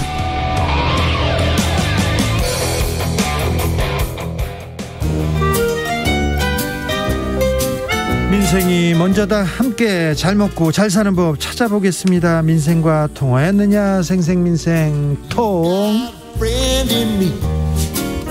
안진아 소나 민생생각 안진걸 민생경제연구소장 어서 오세요. 네, 안녕하세요. 오늘은 어디에서 오시는 길입니까? 예, 정말 오늘은 기쁜 데서 왔습니다. 네, 기쁜 소식을 전하고 있습니다. 예, 정말 우리 방송법이 정한 대로 공영방송이 목소리 없는 자들의 목소리, 돈도 권력도 없는 이들의 목소리를 많이 방송해야 된다고 되어 있는데 삼성생명 암보험 가입자분들이 무려 542일 만에 농성 끝에 원만한 합의를 이끌어냈는데요. 그 방금 전에 이제 그 농성 이끌었던 김근하 대표님하고 이제 길게 통화를 했습니다. 주진우 기자님과 KBS 주진우 라디오에 특별한 감사와 고마운 마음을 표현해 주셨습니다. 안진걸 소장이 월요일마다 얘기를 계속 전해가지고 그러니까요. 삼성에서 굉장히 부담스럽다고 하더라고요. 저기 애청자분들 입장 중에서는 안진걸 씨 오면 저 이야기를 너무 많이 한다라고 저한테 의견을 주신 분도 있었어요. 하지만 그렇게 하니까 결국 해결이 된 거예요. 삼성도 부담이 되는 거고 또 삼성도 자기들의 금감원이 지급 공고한 것도 있으니까 그것도 수용해야 될 필요성도 느꼈을 것이고 거기다 청와대 방정균 신임 시민사회속이 또 나서서 이 문제 꼭 해결해야 된다. 암 환자들이 이렇게 장기간 농성하고 있는 게 말이 되냐? 택배 노동자들 문제, 이 문제는 꼭 해결하겠다. 지방대 소외된 문제, 이 세 가지를 꼽은 거예요. 그런데 바로 해결됐습니다. 예. 지난주 금요일 날 제가 직접 삼성생명 사옥에 가서 그 농성하고 투쟁했던 21명의 암 한우들과 삼성생명 회사 측 그리고 대리하는 변호인 2분 그리고 저까지 사인을 하고 왔습니다. 합의문을 만들었고요. 고생 많으셨습니다. 해결했고 삼성에서도 그 삼성생 사장님과 부사장이 나중에 적극적으로 나서 주셨습니다. 비승적 해결 위해서 감사드리고 암 한우 모임들 정말 고생하셨고요. 그다음에 삼성생명도 입장을 바꿔서 이렇게 합의한 거 참 잘하셨습니다. 이제 우리 시대가 이렇게 나가야 됩니다. 문재인 정부 들어서서 성과도 있고 한계도 있어서 비판도 받고 있지만 장기 농성 현장, 고국 농성 현장 대부분 해결됐습니다. 좀 우리가 고달프고 입장이 좀 차이가 있더라도 이렇게 투쟁도 하지만 대화도 병행하고 중재도 하면서 이렇게 하나씩 해결해 나가야 되지 않겠습니까? 우리가 더 미래로 나가야 되고 국민경제 균형적 발전으로 나가야 되고 상생으로 노동존중으로 나가는 게 이제 우리 시대의 과제잖아요. 기업들도 ESG 경영을 목 놓아 부르짖고 있는데 말로는 ESG 경영을 하면서 실제로는 소비자들이나 노동자를 기만하는 일이 너무 많거든요. 제가 지난주 목요일 날은 금요일 날은 CJ 대한통운 앞에도 갔다 왔습니다. 또요? 거기는 뭐냐면 이제 사회적 합의는 잘 됐어요. 근데 일부 대리점들이 너무 심한 갑질을 해요. 네. 막 비리도 저지르고. 근데 그럼 본사가 책임을 져야 되잖아요. 그렇죠. 대리점 일이니까 나 몰라라 해버리는 거예요. 근데 마침 아주 기념비적인 판결이 하나 났습니다. 중앙노동위원회에서 네. 택배 본사는 대리점하고 계약을 하고 대리점은 택배 기사님들을 자영업자로 만들어가지고 이렇게 위탁으로 되어 있잖아요. 근데 중앙노동위원회가 택배 본사 CJ대한통운이 사용자성이 있다. 교섭에 응해야 된다고 판결해버린 겁니다. 네. 그래서 노조가 그러면 지금 이 비리 대리점 문제도 있고 사회적 합의, 과로사를 줄이기 위한 사회적 합의 좀 더 디테일하고 구체적인 논의를 하자라고 교섭 요청을 했는데 거부했는데 중앙노동위에서 교섭에 응해라고 명령을 내린 거예요. 네. 판결 내용. 이것도 굉장히 의미 있는. 그래서 제가 지난주에 이제 그 CJ대한통운도 갔다 오고 삼성생명도 갔다 오면서 느꼈어요. 아, 우리 시대가 우여곡절은 있지만 노동자나 소비자의 권익, 그다음에 함께 사는 대한민국 상생 이런 게 절대 가치로 발전하는 대한민국으로 가고 있다. 굉장히 저는 그래서 우리 시청자, 애청자들께서도 이렇게 많이 응원해 주셔서 이런 문제도 해결되잖아요. 그러면 최승우님께서 박수칩니다 얘기합니다. 8113님께서 안 소장님 큰일 하실 줄 알았어요. 감사합니다. 아니, 제가 아니고 여러분들도 큰일 하셨어요. 그 암한우 분들, 농성한 분들이 페이스북에 올려놓은 거 보면 주진우 기자님 이름이 있습니다. 네. 송경영 신부님. 저는 한 번만 갔죠. 또. 아니요. 근데 아무튼 방송이 제일 많이 했어요. 이건 생색이 아니라 진짜 애청자 여러분 주진우 라이브에서 2주에 한 번꼴 이 방송을 하면 이 문제 해결된 거예요. 알았어요. 이건 방송의 사회적 역할에 모범이 된 겁니다. 알았어요. 그 얘기 너무 하지 마. 아니, 여기까지만. 왜냐하면 이제 다음 주부터는 이야기 안 되니까 다 마무리됐습니다. 그렇습니까. 박선봉님께서 약속을 잘 안 지키는 게 또 삼성이니까 끝까지 지켜봐 주세요 얘기하는데 그렇습니다. 아무튼 합의 잘 했고요. 끝 마무리까지 저희가 안진걸 소장과 함께 끝까지 지켜보겠습니다. 자, 이 문제 좀 다뤄보고 싶었는데 너무 가슴 아팠어요. 서울대에서 일한다고 그렇게 좋아하시던 청소 노동자가 근무 중에 사망했습니다. 그런데 서울대 관계자들이 교수란 사람들이 어떻게 이렇게 말할 수 있어요? 너무 안타깝더라고요. 저도 제가 온갖 이런 사건들을 많이 맞이하고 쫓아다니잖아요. 네. 역겹다라는 표현. 물론 노동자가 아니라 그 노동자들을 돕겠다는 정치인이 역겹다는 건데 그러니까 의문이 더 생겼어요. 아니 정치라는 게 김대중 전 대통령도 국민의 눈물을 닦아주는 거라 그랬잖아요. 그다음에 조 바이든 대통령도 상층이나 중상층이 아니라 중간층이나 하위층을 돕겠다고 했잖아요. 그게 정치고 경제가 된다. 그러면 오히려 청소 노동자가 과로사로 지금 추정되는 또는 갑질까지 당했다는 의혹이 제기되면 사람이 죽었어요. 당연히 정치인이 또는 지식인들이 나서서 거기에 대해서 문제를 제기하고 현장을 찾는 게 맞잖아요. 근데 자, 노동자가 역겨운 게 아니라 그를 돕는 정치인이 역겹다는데 아니 그런 일이 있는데도 외면하고 그런 일이 있는데도 나 몰라라고 함부로 말하는 지식인들이 역겨운 거 아닌가요? 네. 제가 이건 좀 목소리 좀 높일게요. 네, 원래 높았어요. 네네. 아니 저는 웬만하면 차분하게 하는데. 알겠어요. 구민교 교수가 서울대 학생처장을 하고 있었습니다. 근데 페이스북에다가 한 분의 안타까운 죽음을 놓고 산 사람들이 너도 나도 피해자 코스프레를 하는 것이 역겹습니다. 이렇게 얘기했어요. 저는 너무 충격적입니다. 네. 그러면서 해명하는 게 노동자를 역겹다는 게 아니라 그 노동자들을 돕는 노동조합이나 정치인이 역겹다는 취지로 이야기하는 건데 그게 이 사람들의 인식이 이게 그냥 우발적인 인식이라는 게 또 다른 서울대 간부 교수가 노조 등이 나서서 마녀 사냥을 하고 갑질 프레임을 씌웠다는 거예요. 자, 만약에 이 두 분이 이렇게 이야기했으면 정말 많은 문제가 있었는데 이런 안타까운 일이 있어서 우리도 이제 진상을 조사하고 철저히 재발 방지대에 세우겠다라고 하고 다만 혹시 주장하는 것 중에 너무 과장된 부분들도 있으니 저희들의 이야기도 좀 들어달라 그러면 저희가 당연히 팩트체크 할 거 아닙니까? 아니 당신들 억울한지도 알겠어요. 그렇지만 답답한 게 있으면 우리가 들어줘야죠 이야기 당연히. 아니 그런데 사람이 죽었지 않습니까? 일단. 그러니까요. 사람이 죽었어요. 그래서 무슨 말인지도 알겠어요. 그런데 교수님들 아니 우리 사회 최고 지성이라는 분들이 이런 식으로 얘기하시면 어떻게 합니까? 그리고 서울대 청소노동자의 사망이 이번이 처음 일이 아니지 않습니까? 이번만이 아니고 그래서 한번 파업도 하시고 그랬어요. 화장실에서 식사하시고 그런 거 다 기억나시죠? 국립서울대면 오히려 모범 사용자로서의 그런 전형을 보여줘서 민간에서의 고용에서도 선한 영향력을 끼쳐야 되잖아요. 서울대는 또 넓기도 하지 않습니까? 그러니까요. 근데 저는 모 교수라는 분의 주장도 해당 관리자가 마녀생랑에서 안타까웠던 글을 올렸다는데 네네. 그러면 예를 들면 이렇게 했어야죠. 이것은 서울대가 구조적으로 예를 들면 비정규직 노동자들을 남발하고 있거나 아니면 청소 노동자들에 대해서 제대로 처우 개선 못하고 또 함부로 관리하던 문제가 있었다. 그 관리자는 그 중간에 있었던 분이 그분에게 너무 비난 화살이 안 가게 해달라. 이렇게 하면 차라리 설득력이 있잖아요. 네. 근데 노조가 특정 사람을 마녀 사용한다는 식으로 이야기한 거예요. 네. 근데 노동조합이 있으니까 그나마 이렇게라도 개선이 된 거고 그나마 이것이 현실화된 거거든요. 그다음에 그렇죠. 이게 이슈화 된 거고 네. 노조가 없는 데서는 아예 이런 이야기를 할 수도 없어요. 그래서 오바마 대통령이 그 유명한 연설을 한 겁니다. 미국인이요 노조에 가해봐라. 네. 노조가 없는 곳에 착취가 있고 수탈이 있고 인권 침해가 있다는 취지로 이야기했어요. 그게 아주 명연설로 꼽히거든요. 네. 근데 저는 오늘 좀 제가 더 화가 나는 게 그 비슷한 즈음에 윤희수 구호님 그 임대인인데 임차인인 것처럼 발언해가지고 문제가 됐던 그분이 노조가 망해야 청년이 산다라는 또 이야기를 했어요. 근거 없이 아니 노동조합은 세계인권선언뿐만 아니라 UN, 국제법, 그다음에 우리 헌법, 그다음에 노동관계법에 있는 중대한 기본권 상생의 가장 기본적인 단위입니다. 그 기능은 존중해주고 노조의 주장 중에 혹시 과한 게 있으면 비판하면 되잖아요. 네. 근데 지금 예를 들면 방금 전에 그래서 알바 노조 위원장님하고 통화를 하고 왔는데 최저임금 인상 이제 투쟁하고 계시더라고요. 그러면 알바 노조, 청년 유니언 이분들이 다 청년들 노조잖아요. 만약 알바 노조나 청년 유니언에 이런 분들 없었으면 어떻게 됐냐 아세요? 청년들 지금도 최저임금도 못 받고 사업장에서 막 폭언당하고 인권 침해당하고 이런 일이 수두룩했잖아요. 네. 근데 청년들이 노조를 만나서 노동조합 가입해서 지금 그래도 최저임금 이만큼이라도 올랐고 주휴수당 안 주던 거 그냥 주게 됐고 폭언이나 인권 침해 정말 많이 없어요. 그 청년들이 누굽니까?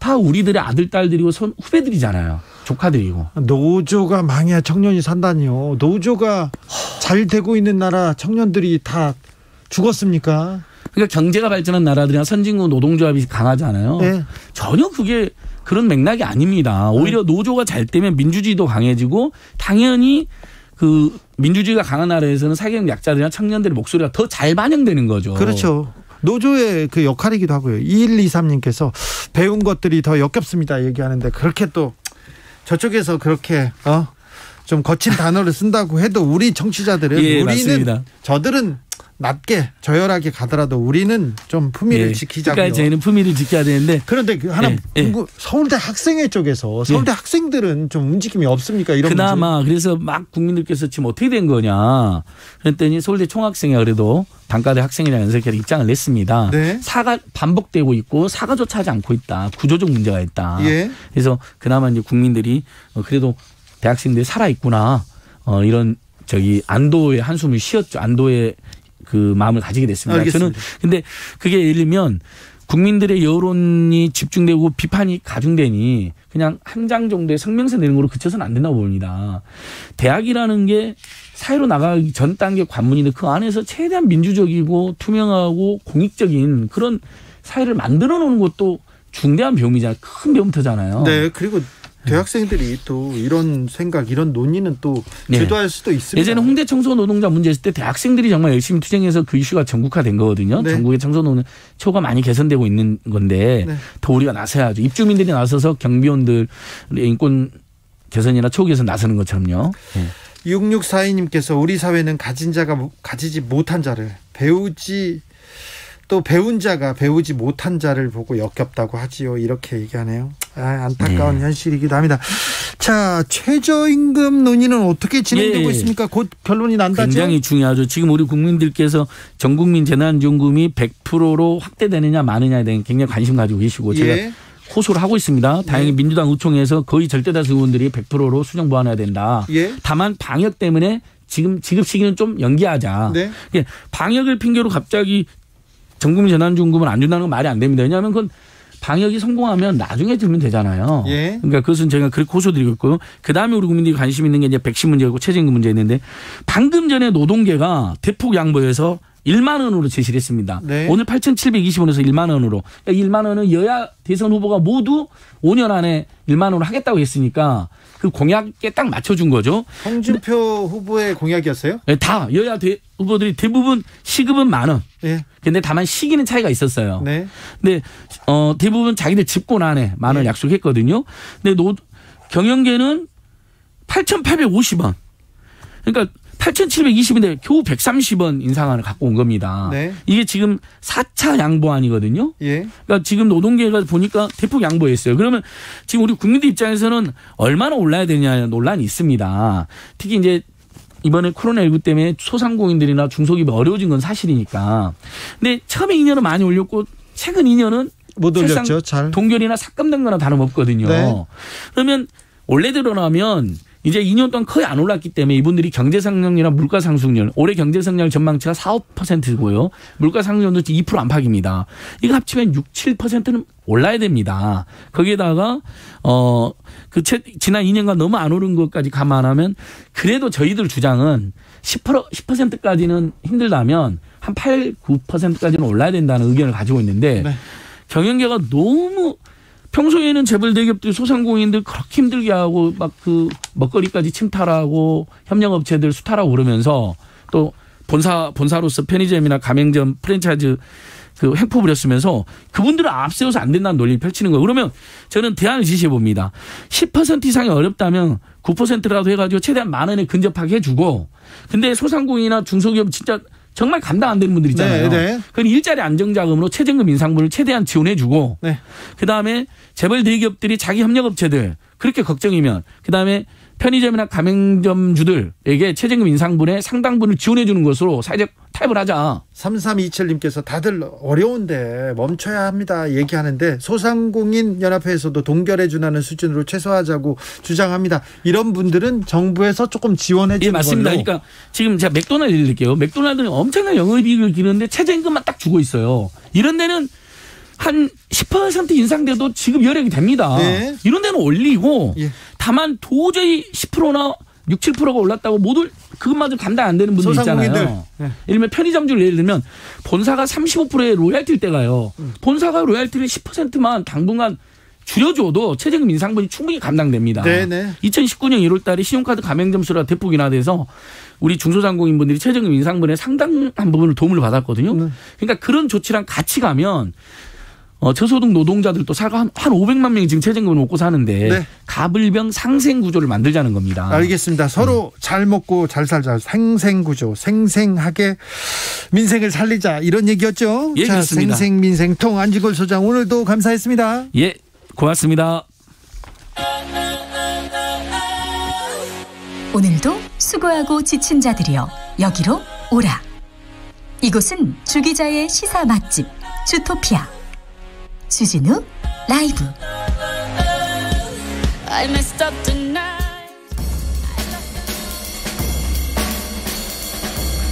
느낌 가는 대로 그냥 고른 뉴스 여의도 주필.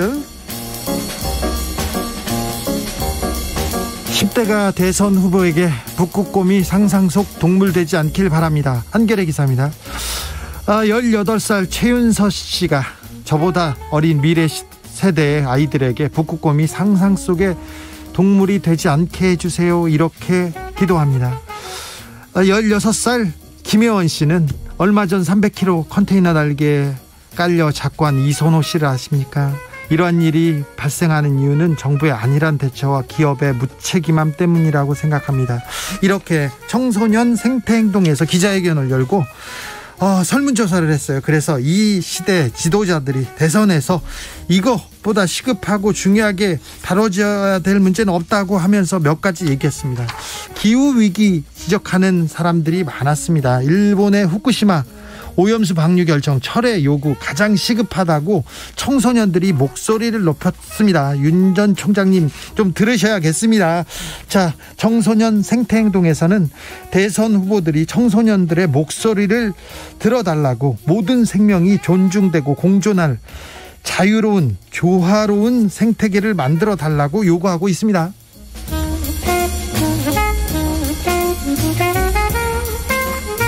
헬스장에 나훈아 테스형 김종서 아름다운 구속 울려 퍼질까. 한국일보 기사입니다. 무슨 내용이지 이렇게 생각했는데 수도권 거리두기 그 조처가 나오면서 수도권 실내에서 운동하는데 체육시설에서 음악 속도를 천천히 BPM이라고 하지 않습니까? 100에서 120 BPM 그리고 그 다음에 러닝머신 주행 속도는 6km 이하로 유지하라는 지침이 내려왔다고 합니다. 자, 그러니까 빠른 음악을 틀면 안 되고요. 빨리 달려도 안 된답니다. 이번 방역 지침에 따르면 BTS의 버터는 가능한데 싸이의 강남스타일은 안 된답니다. 이거 고생하시는 줄 아는데 이거 너무 방역 대책이 책상 위에서 그냥 생각대로 이렇게 탁상 행정이라고 지적받는 거 아닌가 이런 생각도 합니다. 회원들이 6km로 뛰는지 7km로 뛰는지 저 사람은 더 열심히 뛰어서 지쳤는지 어떻게 알아요? 제 친구는 걷기만 해도 막 지치는데 차라리 좀 거리 면적당 인원을 제한하거나 KF 마스크 착용 의무화하거나 사람들 좀 줄이거나 이런 쪽으로 가야 되지 않나 이런 생각도 해봅니다. 아니 싸이는 안 되고 BTS는 되고 이거는 조금 지적받기 그렇잖아요. 네. 자, BPM 119입니다. 아름다운 구속, 김종서의 아름다운 구속 맞춰서 2주 동안 운동하시고요. 어디 가지 마시고 혼자 하십시오. 코로나19 때문에 KBO 그러니까 프로야구가 중단됐습니다. 사상 초유의 일입니다. 그러니 각별히 조심하셔야 됩니다. 본방사수 인지퀴즈 오늘의 정답은 2번 콩이었습니다. 햄버거 세트 드릴 테니까 주진우 라이브 홈페이지에서 다 받아가세요. 오늘 못 받으면 또 내일 있습니다. 그러니까 내일 우리는 만나죠. 저는 내일 오후 5시 5분에 돌아옵니다. 지금까지 주진우였습니다.